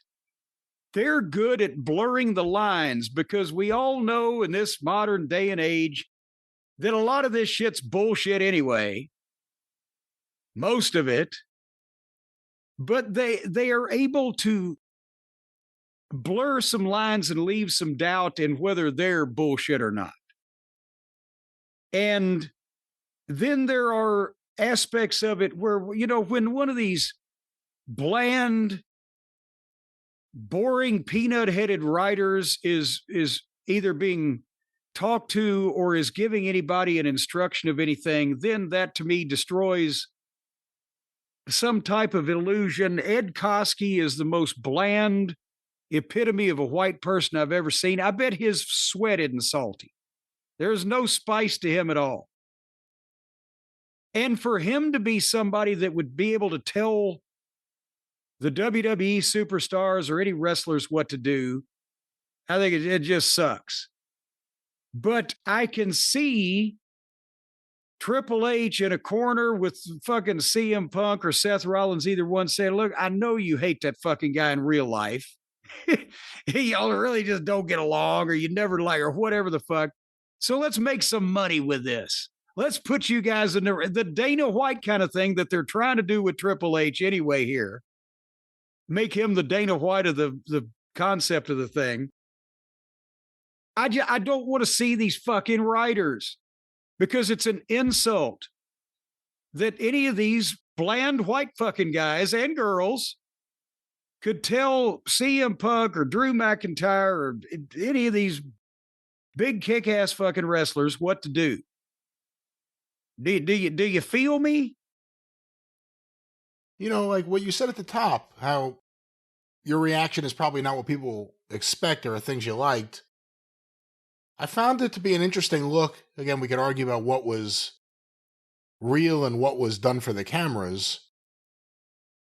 But on the other hand, it still to me looks like an unnecessary, convoluted setup for the writing team, for there to be a writing team, for that many people to be in the room to the point where some people aren't even there. They're on video screens. I just think that's completely unnecessary. And it's falling into the trappings of Vince. I think there's a lot of things that Vince normalized in terms of wrestling production that people still do, that WWE still does because he did it, the way he did it. But I think it's completely unnecessary, that many people to be contributing and Triple H to sit there. A lot of people thought this whole thing was about Triple H blowing himself. But Triple H just sit there as the ultimate judge of, what would work and what wouldn't work. Well, no, that's not true, because after his heart issues, he's not allowed to exert himself like that anymore. And it's hard for him to bend at this point as age has crept up by. But no, in all seriousness, this show is incredibly well shot. It's well produced. It's well edited. And what I would love to see, because they're trying to make a show about how difficult this shit is, that everybody thinks it's so easy. And they said what a producer did. We've talked about that here on the show. It is a complicated production, but Cody is great at what he said. I play myself. He blurs the lines. Punk, he's a master at it. You can't tell. Rhea Ripley is fantastic, because she was talking about, I become Rhea, but I've got to let a Rhea in me, that type of thing. The personalities are coming off well, except for Cena's well-spoken in deals like this. I thought the pictures of The Rock hugging the video of The Rock hugging people and telling Rhea, hey, thank you for carrying the company. That was phony as a football bat. If you notice, every single thing with The Rock, like behind him or next to him, was like two different members of his team filming it. Yeah. Like Gewurz has his phone out. There's like another guy with a camera. It's like everything is being done for the camera. Him walking around like, hey, how you doing? Like he's the boss who's there all the time. But completely that's the fake. Thing is I like seeing Rhea and Cody and Punk and the talent that they're focusing on, and they do this well.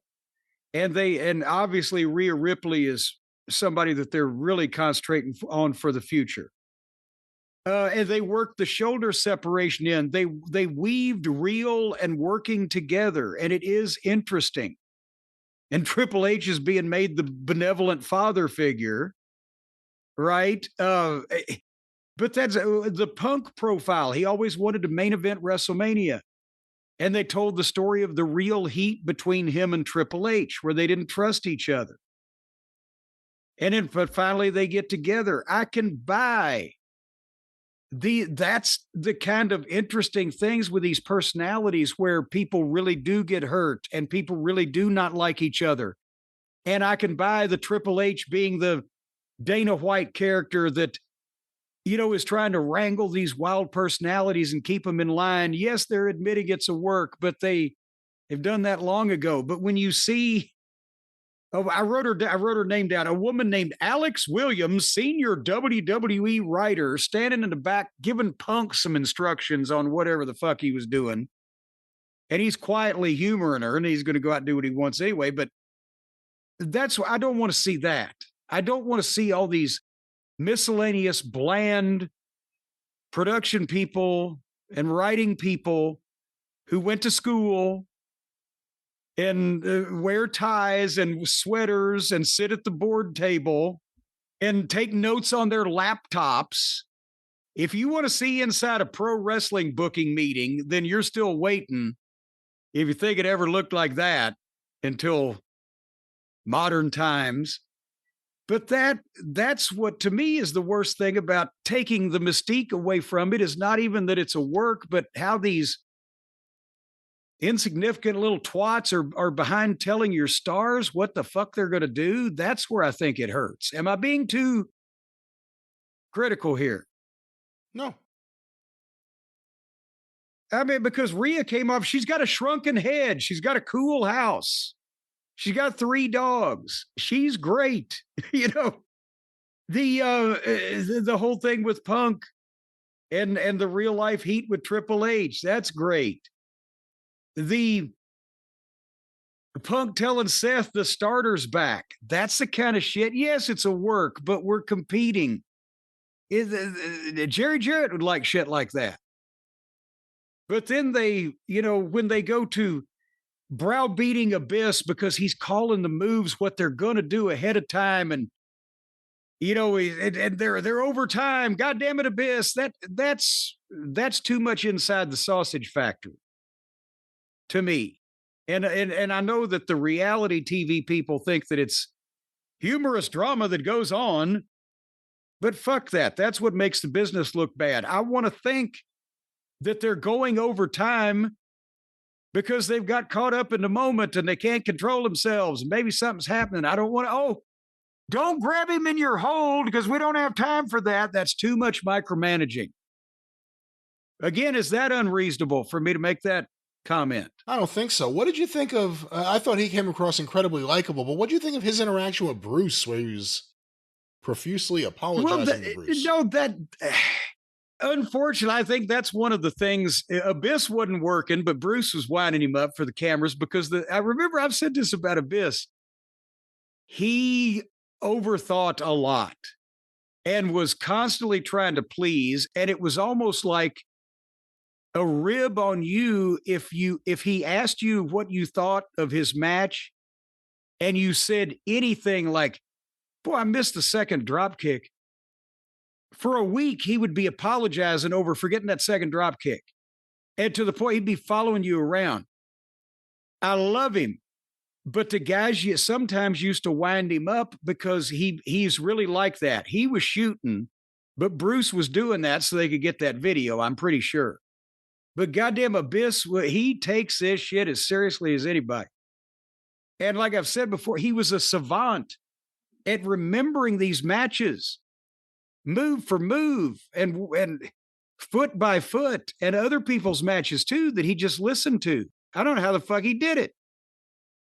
But goddamn, at the same time, he could wear you out apologizing for doing something that you didn't really think was that bad, but he had taken it to heart, I guess is what I'm saying. So that was a little of that. Speaking of Bruce, he is a man who loves wearing suits.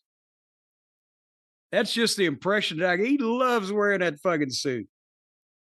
They showed the gorilla position being built. We've explained it before, but actually seeing it, Brian, in the 1990s, the gorilla position was maybe in the back of or sometimes underneath the stage. It had 4 black curtains on either side of it. It was about 10 feet square, so we could get an 8-foot table, 3 chairs, and 2 monitors, and 2 headsets in there. And everybody else stood alongside and got out of the fucking way when somebody had to go out. And now it looks like the Biltmore estate. Jesus, in the 80s, they didn't have curtains. They just stuck gorilla in a hallway. Why does Michael Hayes wear those clothes? Why does he shave his mustache like that? There's a lot of questions about Michael Hayes. He came off pretty reasonable, all things considered, in this so far. Well, no, actually, Michael, I think I figured it out. I think that they told him a long time ago, you got to wear a suit. And Michael was like, couldn't bear the thought of actually looking normal. So he said, okay, this is a suit. Fuck you. Yeah, I'm wearing a suit. It's a fucking suit. But anyway, it was, I didn't like the referee say, everybody's good. He's just selling. No, I don't want to hear that. That was the female referee. I remember that part. Yeah. Yeah. I don't want to hear that. But anyway, but I've said I liked a lot of this. The main personalities are getting over. I hope they do less writer's room and referee interaction or whatever than they did in the following episodes that are to come. But here's one of the things: these guys and girls seem to have more pressure or get more stressed about the big shows than I've ever seen anybody before. Is it because they have more time to dwell on it, that they're sitting out there from 11 o'clock that morning just thinking about, oh my God? Or what? More time to dwell on it, and also more spots that they're probably thinking about to do that will lead to someone being banged up.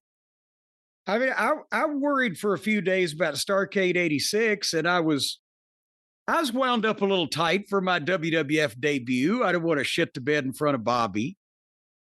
But goddamn, if I'd ever had to get stressed about shows, I don't know if I could have fucking done it. The biggest part of the stress was getting to the fucking town on time. Once we had there, okay, we're good now. And it seems stressful. Anyway, I didn't like when they had Rhea going over the match verbally for Priest. Besides, as I said, I don't know how they remember it. Goddamn. Don't do that. You don't need to show the people that everything is plotted out beforehand, step by step. Leave some mystery, even though you're telling them it's a trick.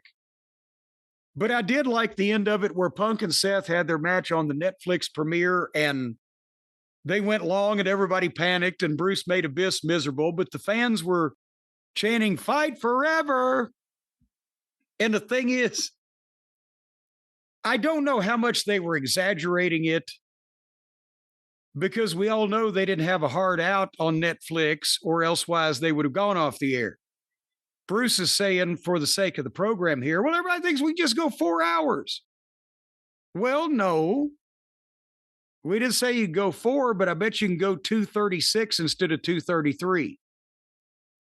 So, and also Punk knows the cardinal rule with a top guy is if it's long and good, you're okay. But if it's long and sucks, you're probably fired. So, but that was a little way to show some strife and concern over this mad thing that we have on, that we call live TV that we're doing every goddamn day. They wanted to have the pressure. It's a heaviness, Brian, that hangs over you. Doesn't hang over me, it hangs over them.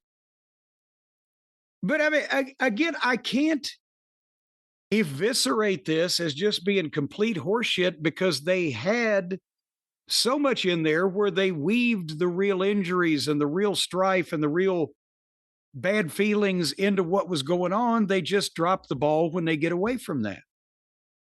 And it still makes the guys as interesting. And it doesn't, slap the fan in the face with, yeah, but this little meek Casper milquetoast motherfucker with balls the size of a kernel of corn is pointing his finger, telling these guys what to do. But that's just me. What should we do? Should we continue watching this thing? I definitely think we have to. The Rock and Gewurz haven't come in as full-time players yet. Oh, I forgot about Gewurz, the classic example of the little Casper milquetoast motherfucker with the kernel balls. It's just interesting we're at a time where this doesn't hurt the business.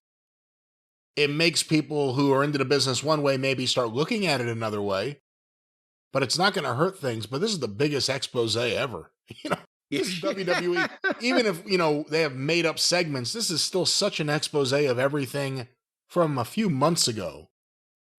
So it'll be, if this is more than one season, or if they keep doing this, it'll be really interesting. And again, we're at a point where it won't hurt their business, but to me, it's counterproductive when you advertise this on a show where the kayfabe is supposed to be intact. You would wonder, wouldn't you, why that they're... It's like a guy trying to con you in a card game, but telling you he's going to do it first and showing you how he does it. And then you're still supposed to fall for it. I don't know. But again, the problem is that they've exhausted everything that you can do physically to a human being to get heat or to make a point or to be shocking. They've set people on fire, whatever. So the only way to make it interesting now is that there's more goddamn gaga going on in the locker room and the gorilla position than there is in the ring. Let's focus on at least maybe if they have a real fight when the cameras are around, that would be great. Then they could start the wrestling business all over again. Wait a minute. These guys really don't like each other. If we give them half a chance, they're going to punch each other in the fucking face. Then we got another 100 years. Or do you think we should just listen to happy music, Brian? I mean, that's always a good option. Every day of the week, you should listen to happy music. Music that makes you happy.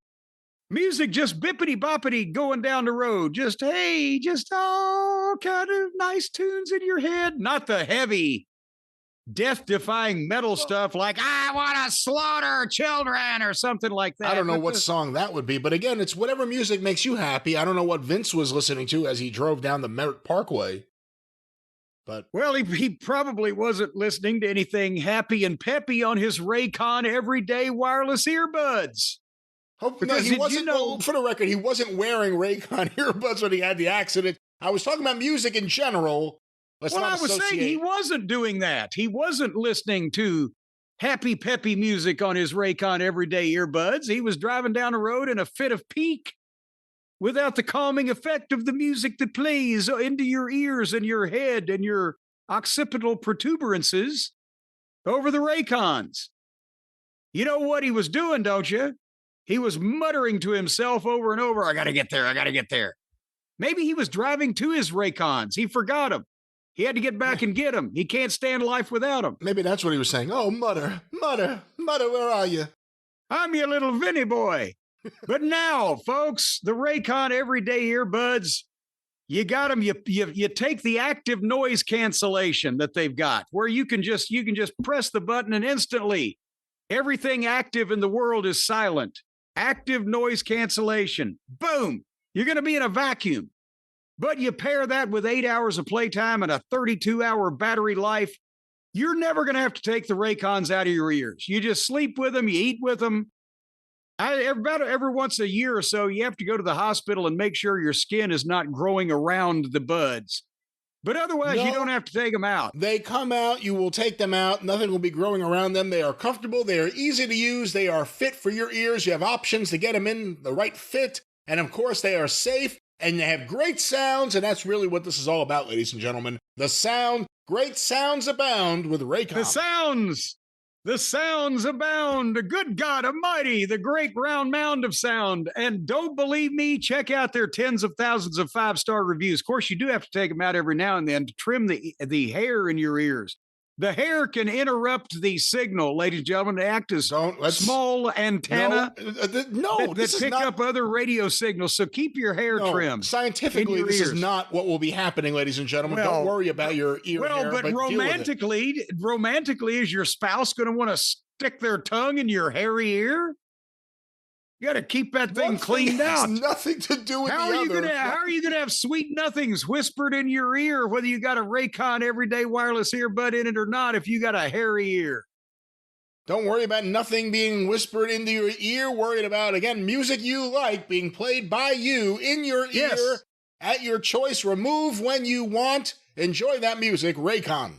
Yes, and you can set it on whisper setting or the same vocal can shriek at you. It just depends on how loud you like it. You can, In-a-gada-da-vida, honey, or In-a-gada-da-vida. You can set it either way. Well, no, that's not how the track would be adjusted. It's not all of a sudden it'd be whispering to you, but once again. No, the singer, you can set it where the singer actually just starts screaming at random. It's really wild. You ought to hear Anne Murray. Anne Murray. Sounding like fucking, sounding like goddamn Joan Jett. Ladies and gentlemen, tell you what. There will be no Anne Murray. There will be no Anne Margaret. But what you need to do is add this to your cart. Add this to your ears. Raycon, great sounds. Once again, Jim. And from what I understand, if I can hear correctly through this great music that is obviously not playing right now because I'm talking to you. Jim, what's that great deal we got for the listeners? Well, I'll tell you what. Get your head out of your ass and get your earbuds in your cart. Go to buyraycon, BUYRAYCON.com/JCE. And you're going to get 20% off the fan favorite Everyday Earbuds Classic. The classic, the best one. It's classic. They can't improve it.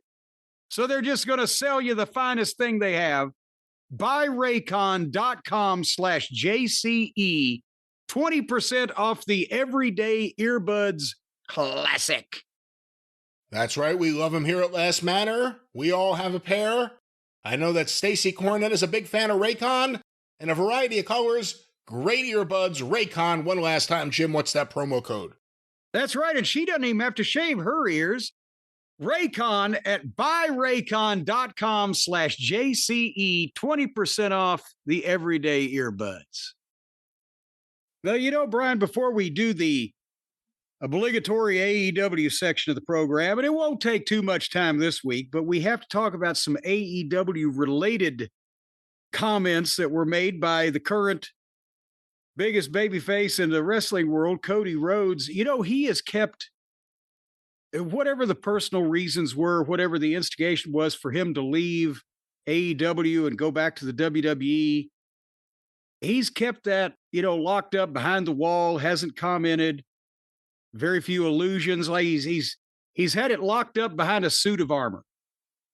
But now recently, a couple of comments he's made, if there was just some way I could think of to describe what it's like when a suit of armor gets not a crack, but maybe a little dent or a ding or a hunk taken out of it. That's about good. You could stop there. Yeah, something like that. But he made some comments that give us a little bit more insight, still a little cryptic, but on why he left AEW. Brian, do you have those comments handy with you? Yeah, I have some audio here. Apparently this is from the Bill Simmons show. I don't know what the exact name is, on The Ringer.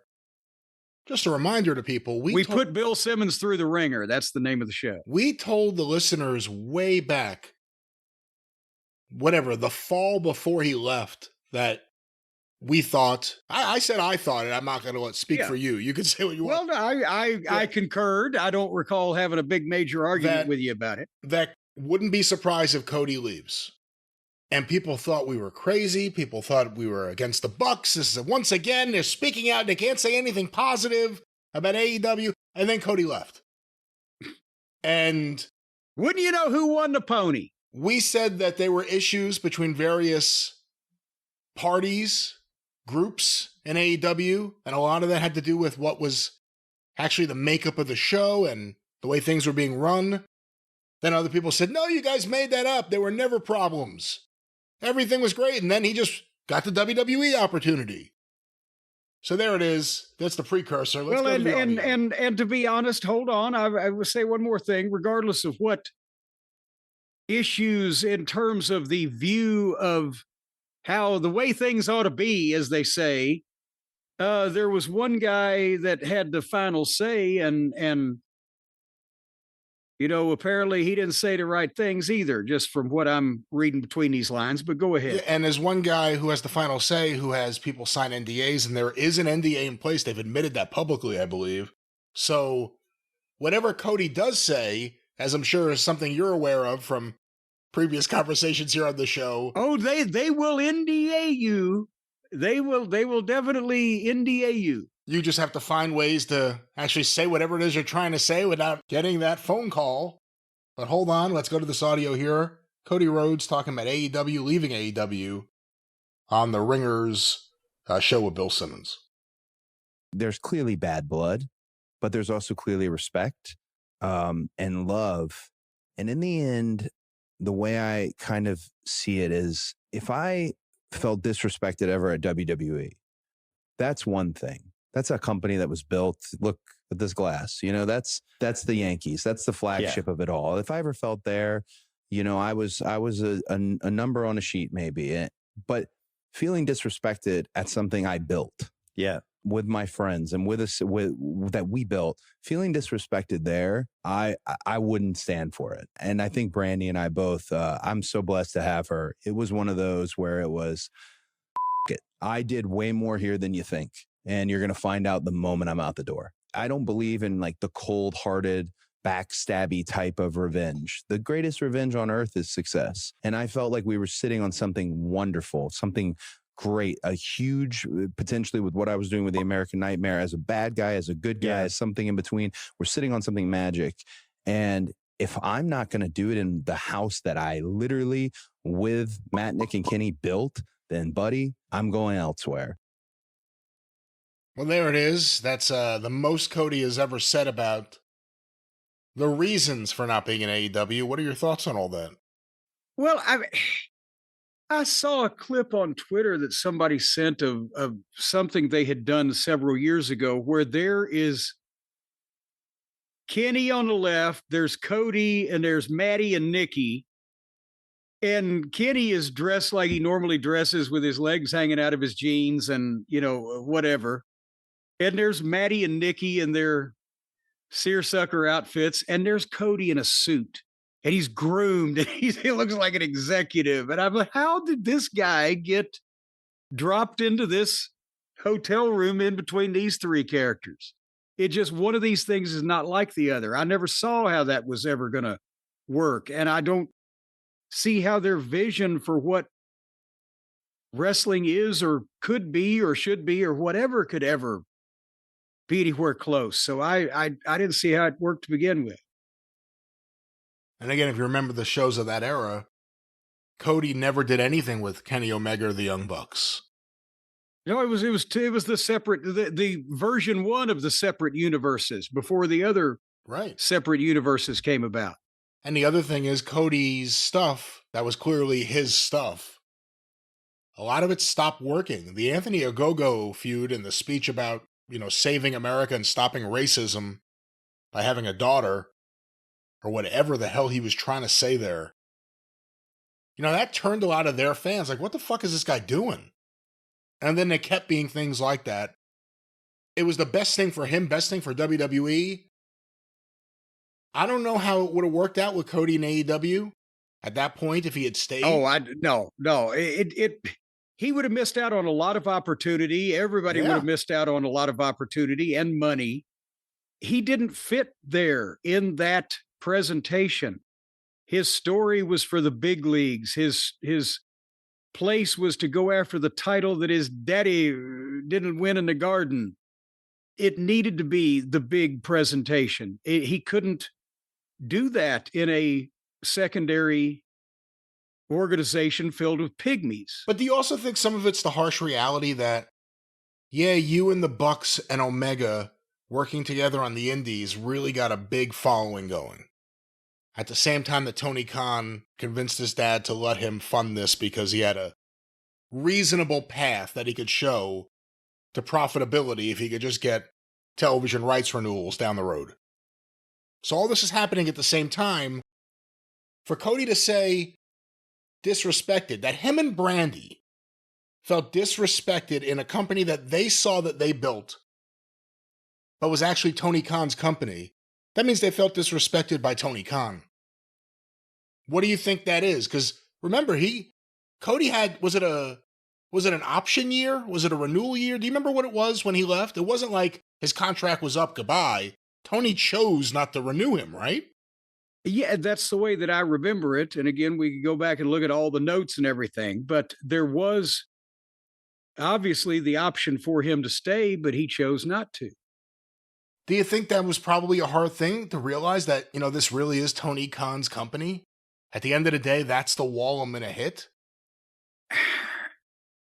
I don't know. I don't know. I wasn't in the room. But I would think that equally weighing on his mind was, Jesus Christ, look at what they're doing. And it's turning into somewhat of a mess here, creatively and or with the talent.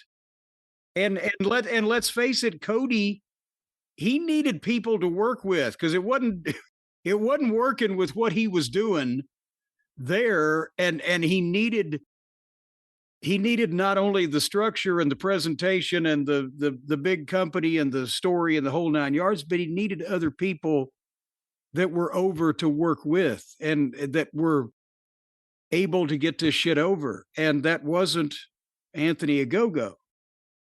Going to WWE was clearly the best thing for Cody.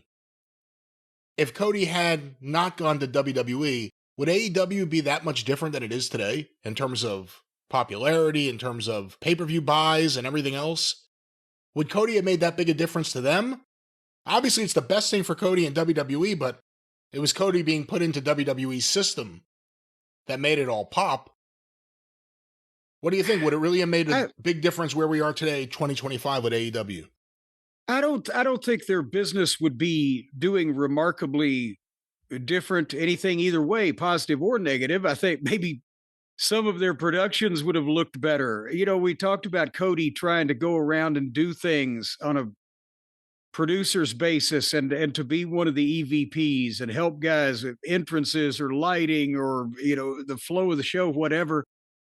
some of that could have rubbed off and maybe the shows would have looked better or been presented better, but I don't think it would have affected we've said they couldn't get the reanimated corpse of Lou Thez and make an appreciable difference in their business. It is the people who like the idea of that kind of thing and the constant nonstop barrage of indie type of stuff. And for the record, I don't know if I'm going to concede that I don't think zombie Lou Thez could be a thing that would get some interest. So I'm not going to agree with that assessment.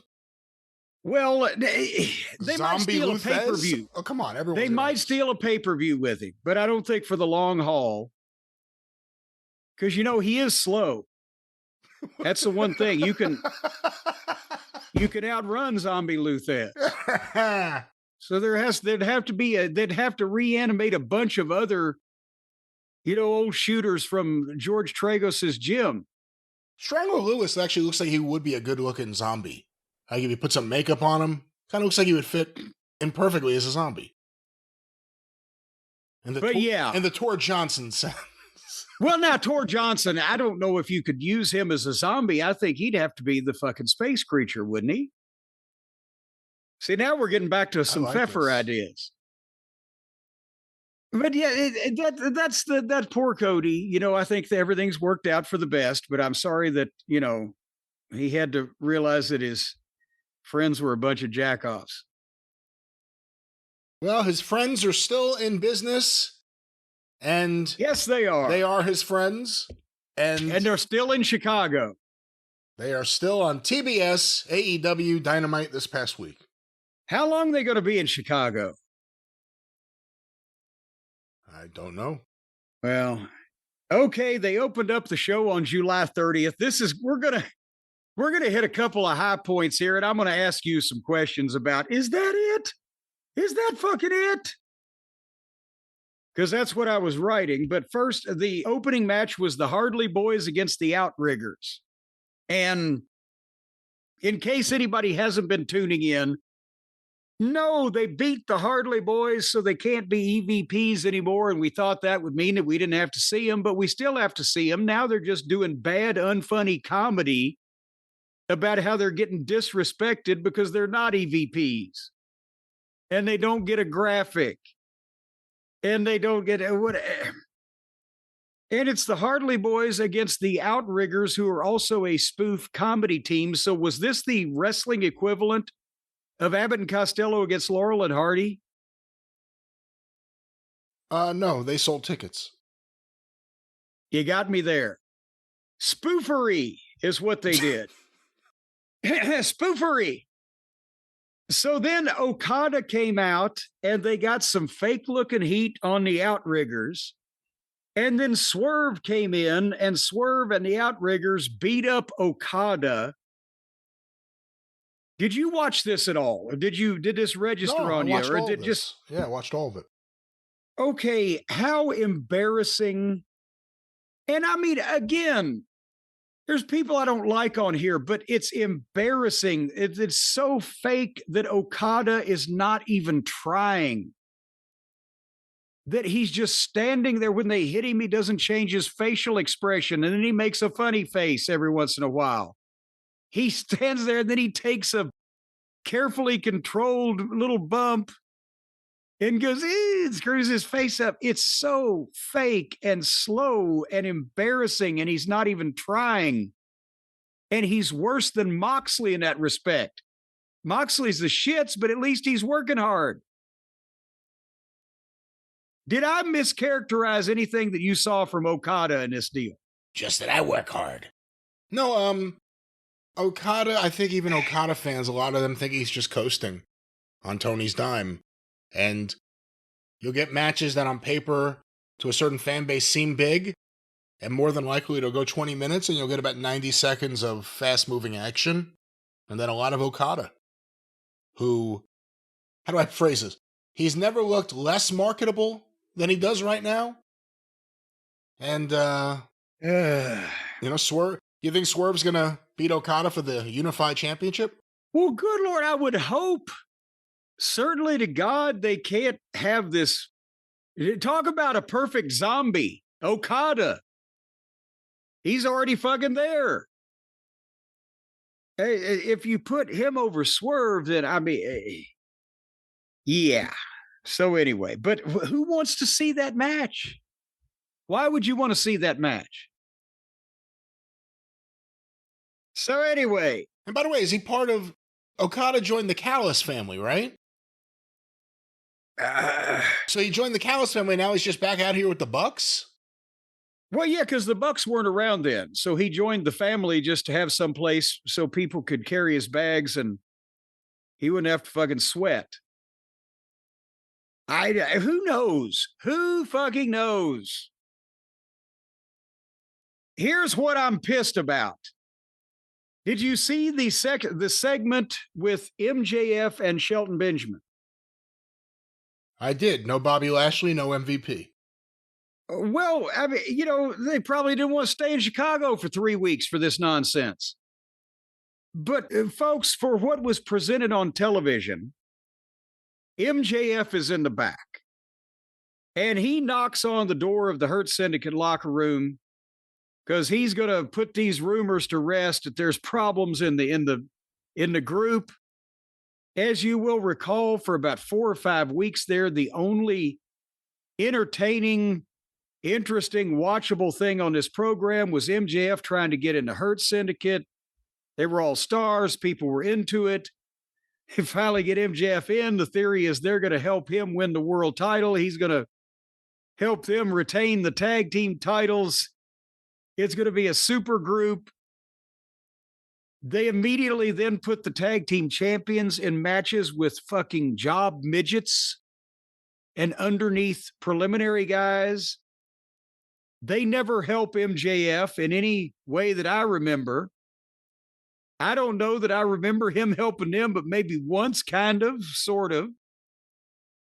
And now MJF knocked on the door and Shelton came out and said, MVP in here because he's disgusted with you. And to see this watch you gave me, it's fake. It's fake, and we knew it. We've been on to you the whole time. We've been on to you all 3 weeks that we've been together, that we've done nothing. We've been on to you the whole time. We knew you were full of shit. Get out of here before you end up in a puddle of your own piss. And as far as the Hurt Syndicate, you're out.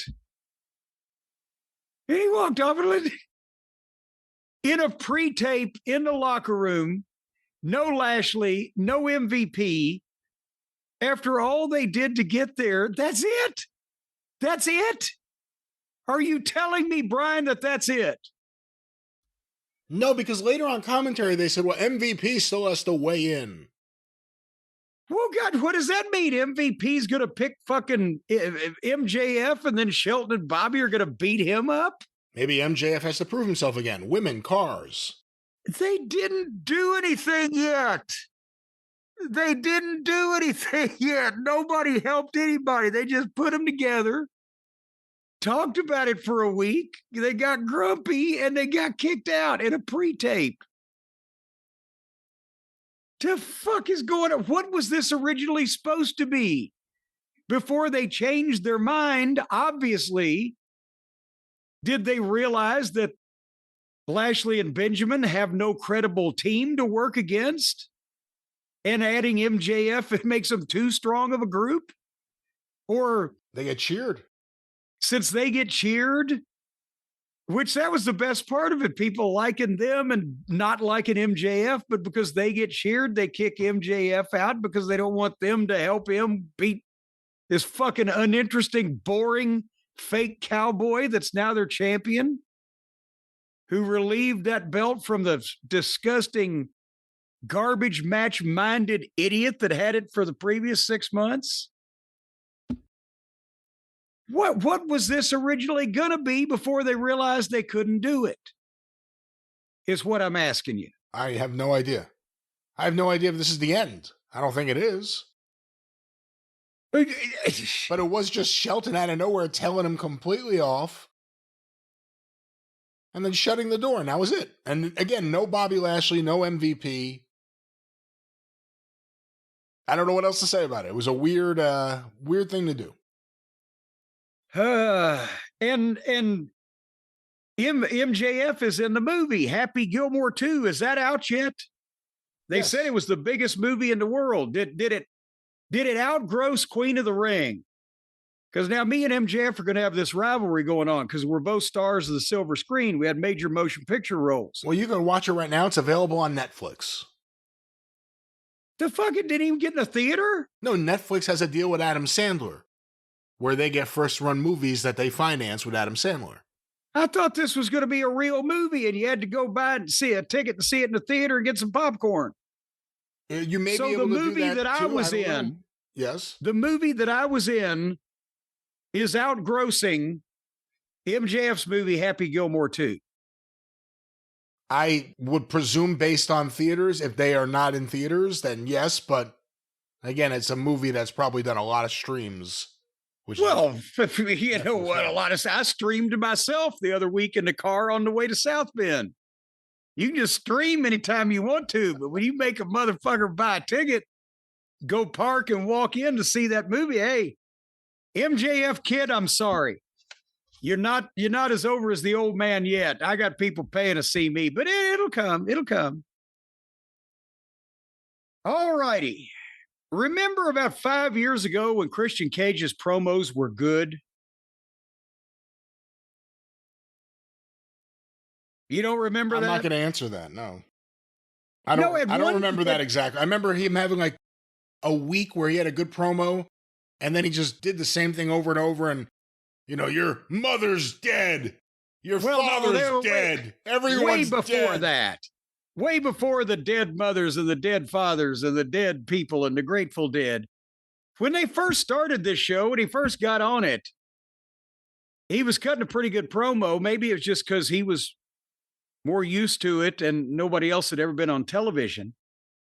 But this is another turn I don't understand whose side I'm supposed to be on. This was the worst promo he's ever done, and I like the guy. But it was trying to be another one of those dramatic, introspective, flowery verbiage promos that attempts to be artsy and make these idiotic angles somehow make sense. And he was trying to do it, but at the same time, either he was being thrown off by a heckler that we couldn't hear, or he was doing that on purpose. For what reason, I don't know. He'd do it 5 times when he would stop talking and in a silent room that was mostly not reacting. Yeah, that's the thing He would suddenly stop and turn around. Hey, I'm conducting business here.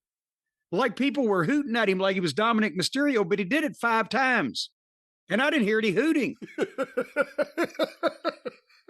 And am I lying? That's exactly how it came across. Because you're thinking, if I'm not hearing this, he could just keep talking. I wouldn't even know. But then he kept doing it. And it went on where the material is horrible. And he was reminding Edge of all the shitty things that he said about Edge. But Edge, you've done some shitty things too. And then he got distracted again. I'm conducting business here. But I'm like, what kind of babyface turn is this? Are we supposed to feel bad for him because this is so awkward? The patriarchy embarrassed him, but he's still acting like an ass, and he's admitting I'm an asshole. But he's not acting like an asshole like I'm your asshole to the fans. He's just being a prick to everybody. Fuck you, Edge. You've done shitty shit too. And the patriarchy, well, I told Mama Wayne, I've been in holes before, none as deep and gaping as last time with you. But I've always clawed my way out. On the double entendres, it's kind of supposed to work both ways, where it has 2 meanings. But that pretty much just specified that Mama Wayne, her pussy is the equivalent of the Holland Tunnel. There was no double meaning there. He was stumbling. I think it's almost because he was trying to explain this, but he didn't understand it. But again, Nick is going to have to go through him to be the face of AEW. But Christian, as I guess the new sympathetic babyface who we're supposed to get behind, reminded Nick that he's got two dead dads now. His real dad is dead, and he's disowned Nick and Pip, so you got two dead dads. It was a dud, is what it was. Before we get to the afterbirth, which of course has to happen. Oh, that was the best part. Contractually in AEW, but am I overstating this promo? I don't know what else, I don't know what happened here. Well, you know, I have not been high on Christian Cage's promos for a while. I thought the whole thing was kind of lame. And then they set up the babyface turn. I'm not expecting him to go out there and just be babyface Christian right away. But this promo was way too long. He kept stopping at to yell at fantasy audience members. It was a small room and no one was making any noise. They were listening to him. And then he just did not make anyone want to cheer him. The whole thing we saw happen was the patriarchy turned on him after he was a dick to all of them. Yes. For multiple weeks. He got his comeuppance. And now he comes out here, no remorse whatsoever. And he gets his comeuppance again. Although this time, luckily there were different camera angles so you could see just how beautiful a scene this was. Oh, talk about the comeuppance. So he leaves the ring and he's walking up the ramp, and here comes Mama Wayne with her tickets prominently displayed. And then he sees her and she goes to slap him, but he blocks that. But then he realizes that somebody must be behind him. So he turns around and there's little Pip Sabian. And he's going to face him down, but suddenly, for no apparent reason, he spins around and runs as fast as he can behind him, where there's Nick Wayne, and hits him over the head with the title belt. And then they get two chairs, do Nick Plain and Pip Sabian, and they stand on either side of Christian. And he obviously cooperates with them to stand up in between them in the right place and bend over and get in the right position. And they go for a standing concerto, and they swing the chairs and they slam the chairs into each other, and they completely miss Christian Cage. Obviously, on any camera angle that you looked, there was the camera angle they showed on TV. There was a fan's camera from the stands. It was even worse. He crumbled. The fans at first went, oh, and then they realized, well, he missed him. And because they saw the miss 50 feet away. And down he goes, and they stand there. And again, some wise ass on Twitter was like, well, did you expect him to cave his head in? No, then just don't fucking do it. Don't do it if you can't do it, and you can't do it. They can't do it when the guy's on the ground. It looks like shit. Nobody can make it look good. But it at least you can't see through it like this one. I don't know how that anybody could have thought that this was something that two people needed to do on national television, that you couldn't see through this a mile away, Brian. I mean, it was very, very not good. Well, what made it worse was the fact that naturally, because it's 2025, someone was filming it in the crowd. Probably plenty of people were filming it in the crowd, but I saw footage from right in front, almost by the ramp. Yeah. And it was just them like giving a high five with chairs while Christian fell down. Nowhere near it. That's the way the arena saw it. They actually did a better job on TV of hiding it, which they didn't hide well at all, than they did in the arena where everyone just saw it was a clear miss. Well, that's what they thought. I can tell you from a production standpoint, they thought, okay, we'll shoot it from this way, and because of the perspective, you won't be able to tell. Well, the goofs didn't even do it as good as it could be done, or as close as it could be done, so that might have been the case, but no. None of that worked. All righty then. The AEW World title was on the line, Brian. We got a rematch of that classic from All In with Dick the Boozer and Hangnail Page, and nobody was allowed at ringside. Apparently that's because they decided to go the opposite direction from when they had 14 people run in on the last match. Hey, I mean, did anybody want to see this again? What was left for anybody to do to another human being after their last one? And nobody was hurt. Nobody sold anything. Nobody registered anything. Nothing was capable of beating anybody. So they go out and they do the same shit for about 25 more minutes. A break spot was Moxley pile driving Page on the metal stairs. And then we go to break. And the same indie bullshit that they're known for. Then the referee gets bumped. And then here comes Wheeler and Claudio. But security stops them because they're not allowed at ringside. So behind security's back, Marina Shafir comes out, gets the belt, slides it to Moxley. Page goes for the buckshot, but Moxley hits him in the head with the belt. Cover, 1, 2, kick out. Every fuck finish ever in the world can't stop Page. So then the referee sees Shafir and kicks her out, but she won't go. So the 3 adult male security guards come up and are acting scared of this woman. Yes, she's got an MMA background. All 3 of you are also a foot taller, 75 pounds heavier, and you're goddamn security, and you're male. You fucking pussies. Nothing happened forever while this was going on. Then the heels finally, all the security got them all in a group and they took them all to the back so that Darby Allin could dive out of one of the box seats on all of them. They had to get in the right place. It looked like John Wilkes Booth diving out of the box at the Ford's Theater. Then they went back to the match after a few minutes intermission there so everybody could catch their breath. Brian, have you noticed that now a show doesn't go by where they don't just break out into an extended fight involving people that are not even involved in the match that's allegedly supposed to be still happening? And suddenly, as soon as they stop fighting, the match starts right up again like nothing happened.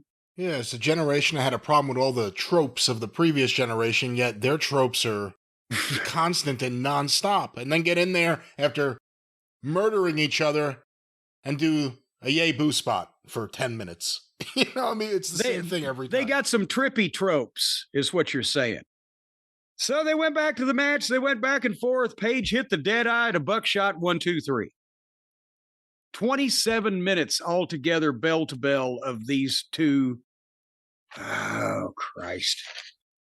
Any thoughts before I continue? I did not really like the match. I'm not a fan of Jon Moxley's work. Everyone knows that. Won't even blame Adam Page here for that. When Marina started interfering, I think there was a segment of the fans that feared, oh shit. They're gonna, because you heard like a deflated audience for a second. Yeah. Like, oh, they're gonna screw Page out of the belt and go back to Moxley. And thankfully they didn't. And it's a clean win over Moxley on TV. We'll talk about how many people watched it later. And now it's time to move on. Everyone just needs to go their separate ways and do something else.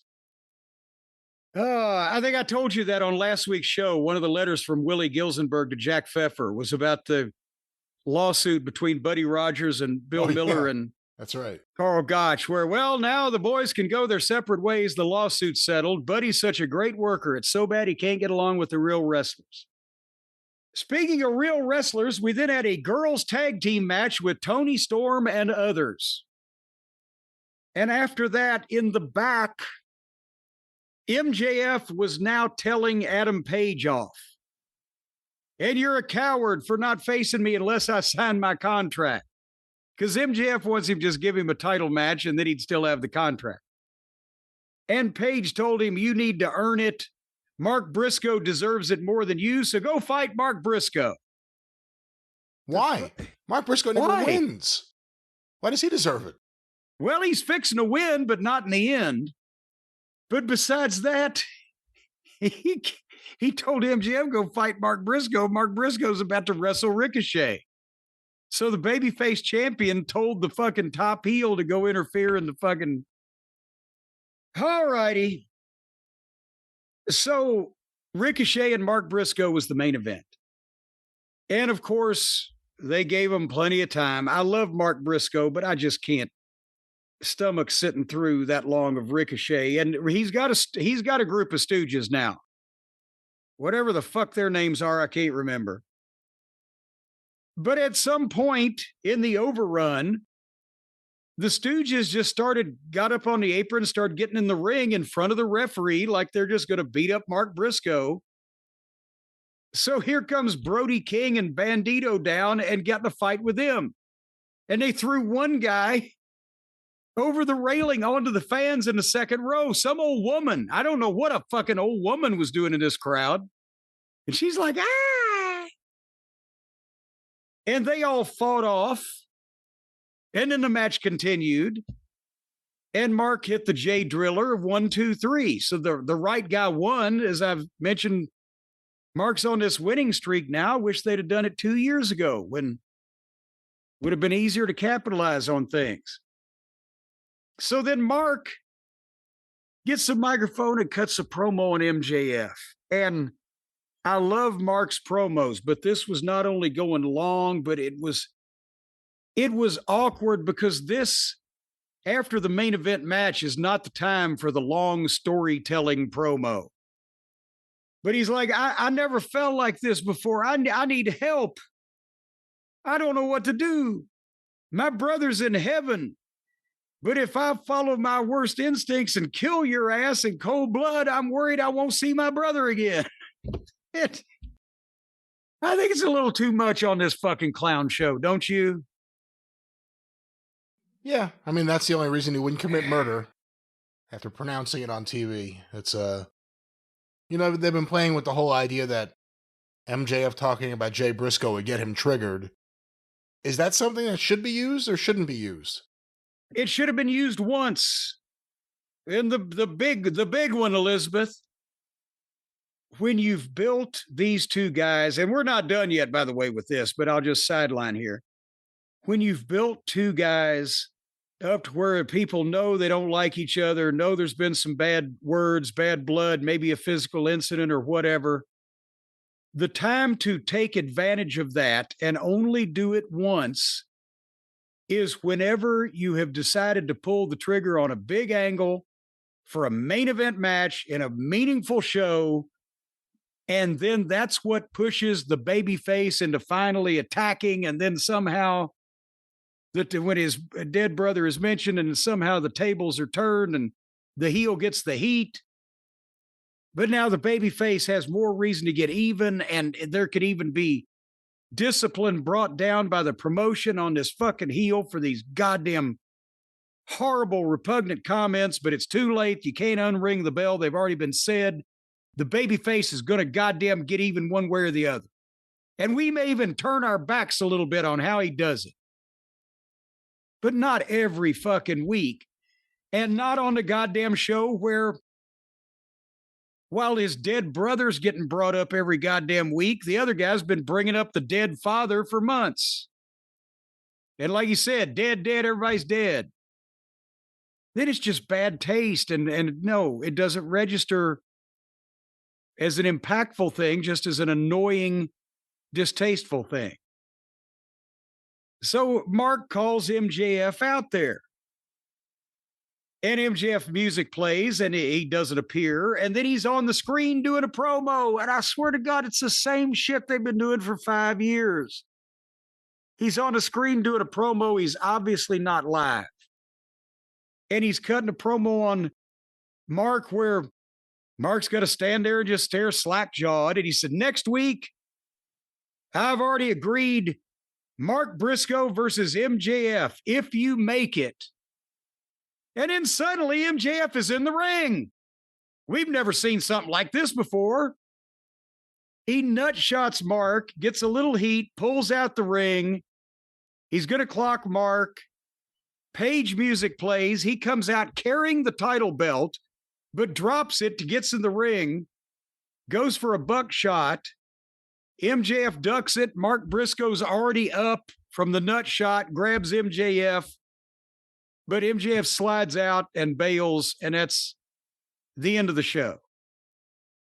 Now the baby faces have friends. Paige has Briscoe. Briscoe has Paige. MJF's heel friends have just forsaken him. So I feel bad for that poor outnumbered heel.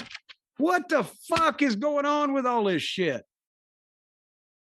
Yeah, he really could have used the Hurt Syndicate, who are, of course, that popular babyface tag team doing the dirty work for Adam Copeland last week against FTR and Jet Speed. Jesus Christ. Wasn't much of a follow-up to all that. I can't explain it. I will say this. The show's been more interesting lately. If you can get around, sometimes the wrong match goes 25 minutes. If you can get around that, there have been more interesting things, and one thing flows right into another. But like you said, the principles behind the booking, the foundation, the psychology behind it is all off, it seems. Well, that was the program that they presented. And before we find out if anybody watched it, I'm just wondering what the counter programming will be this week on the Arcadian Vanguard Network. Another fine week of programming on the Arcadian Vanguard Podcast Network. I'm losing my voice, so I'm going a little slow. Get information about all the shows on Twitter at Superpodcast or on Facebook, facebook.com/Arcadian Vanguard. The wrestling news each and every day. Get your wrestling news for free with the Morning Wrestling Newscast, thewrestlingnews.com, or wherever you find your favorite podcast. Both Stick to Wrestling with John McAdam and Shut Up and Wrestle with Brian R. Solomon had big Hulk Hogan retrospectives. Very different shows, too, over the past week, including one with Craig Peters and Bob Smith from PWI. Check them out. Shut Up and Wrestle, SUAWpod.com. Stick to Wrestling with John McAdam, McAdamPod.com. And, of course, the 605 Super Podcast, The Mothership! You see, my voice went out just like your little spring there. Go through the archive, 605pod.com, The Mothership. All right, Mr. Feffer, let's go through the ratings and see what happened on the fine AEW Dynamite program from Chicago's Unicorn Ballroom. All right, give me a moment here while I pull these up. These were kind of a day late. They finally were they a dollar short? Well, we will find out shortly. AEW Dynamite, Wednesday, July 30th, 2025, from 8 to 10:13 p.m., on average, watched by 612,000 viewers. So they were right in the middle of the 630s and the 580s they've been doing. They can't, that's their pocket now, isn't it? 580 to 630, and they're right in the middle. Last week was 608. The 4-week average is 604. I thought they'd been doing better than that. Well, let's go to the quarterly hour breakdown. These were compiled by WrestleNomics. Quarter 1, 8 to 8:15 p.m. Adam Page and Jon Moxley's video, and the start of the Young Bucks versus the Outrunners with picture-in-picture, 684,000 viewers. Okay, and again, it's become the new normal. They're not starting with the big number anymore, so they don't fall as far, but they're starting with a smaller number. Well, that goes into quarter 2, 8:15, 8:30 p.m. Continuation of Young Bucks versus Outrunners, the post-match with Okada and Swerve, Mark Briscoe, Ricochet, and the Gates of Agony backstage angle, and an ad break, 649,000 viewers. So that's not as bad as normal, the drop of 35,000, simply because, as we said, they started low, but it's still, is that what they call the Cucamonga effect? I would assume now that the Bucks are safely out of the way that we might get a little increase. Well, you'll see, because the thing that you may or may not remember from your studies of the Cucamonga effect is that when you mix it with the Moxley effect, it's an interesting dynamic. But we go to quarter 3, 8:30 to 8:45 p.m. The MJF Shelton Benjamin backstage angle, the Christian Cage live promo, and the ramp angle with the matriarchy, which I guess is now what they're calling themselves. I didn't realize that. The matriarchy. 641,000 viewers. Well, only another 8,000. This isn't, again, as bad as normal with the attrition. We go to quarter four, 8:45 to 9 p.m. An ad break. Stokely Hathaway and the FTR. Stokely Hathaway and FTR and the Young Bucks backstage angle. And the start of Adam Page versus Jon Moxley. 577,000 viewers. Oh. Low point in the key demo, 176,000. There is the Moxley effect, and I missed the FTR and Buckaroos interaction, thank goodness. But do you think that the people saw, they thought they were done with the Buckaroos, but they popped back up, and then it's followed by Moxley? That's 64,000 people left in that quarter. So now they're down 107,000. And we go from there to quarter five, the big 9 o'clock hour, 9 to 9:15 p.m. The continuation of Adam Page versus Jon Moxley with picture-in-picture, 599,000 viewers. So they got 22 more back at the top of the hour for a world championship match and still can't crack 600,000. We go now to quarter six, 9:15 to 9:30 p.m. The continuation yet again of Adam Page versus Jon Moxley, the Dustin Rhodes Kyle Fletcher video, and an ad break. 647,000 viewers. Now, wait, didn't they do that a couple of weeks ago where just out of the blue in the second hour, they hopped up at the end a large chunk of viewers? That's right. Yeah.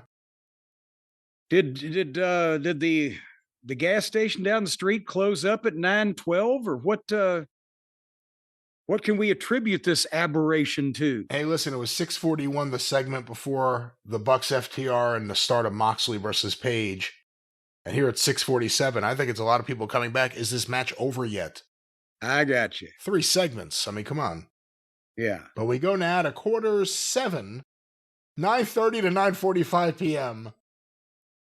Athena and Billy Starks versus Alex Windsor and Tony Storm with picture-in-picture ads, and the MJF Adam Page backstage angle. 636,000 viewers. So they're going back down, but when you look at it, they're still not at the depths of the Moxley business in the middle of the show, 577 to 599. Well, we go to quarter 8. I remind you, we have a 13-minute overrun, so almost a full quarter. Quarter 8, 9:45 to 10 p.m. An ad break, Willow Nightingale's backstage promo, and the start of Mark Briscoe versus Ricochet with picture-in-picture. 557,000 viewers. Oh! 13-minute overrun, continuation of Briscoe versus Ricochet, post-match with MJF and Adam Page. 503,000 viewers. Oh, good Lord. So they went from 636, and poor Mark Briscoe, but what do you expect? And I think Ricochet has the go-away heat at this point. They didn't know MJF was necessarily going to come back out. So they lost 79,000 from quarter 7 to quarter 8, and then the overrun lost 54,000. Because they had, instead of a 6 or 7 minute overrun, they had the whole quarter, and people got tired of waiting on Impractical Jokers, and the people that they had didn't stick with it. So that's one of the problems with Tony thinking that it doesn't matter that Mark Briscoe lost. He's over. Now I can give him a push because everything that happened doesn't matter. He's over. But to the people at home, they're not tuning in. He's in the main event of the show, and people decided to do anything else. You don't want that. And they teased that there would be something because MJF and Briscoe have been doing something for weeks. And Adam Page and MJF just had that confrontation about Briscoe. So they teased it. I think the booking is part of the problem. Again, I don't remember an overrun dropping 54,000 viewers, but That's just me. But anyway, they start at 684. They end up at 503, and nobody wants to see Moxley, the Moxley in the middle. Now it's the Moxley effect. It's like it's a curve. Instead of starting at the top and slaloming all the way, slaloming, a really big slalom. Is that Rocky Cornette? Going all the way to the bottom. Yeah. They dip in the middle and then come back up once that disreputable cretin is finished. All righty then. Well, they get to do it again next week, don't they? So do we. Yes. Yes. Yes, indeed. But we're gonna do it before next week with you. I'm gonna do it with you in just a couple of days, and then you're gonna do it with me again next week. We could say that in a much kinder way. We'll be doing the drive-through. We'll be recording the drive-through. The drive-through will be performed in a few days wherever you find your favorite podcast, and of course next week back here on the Professional Show.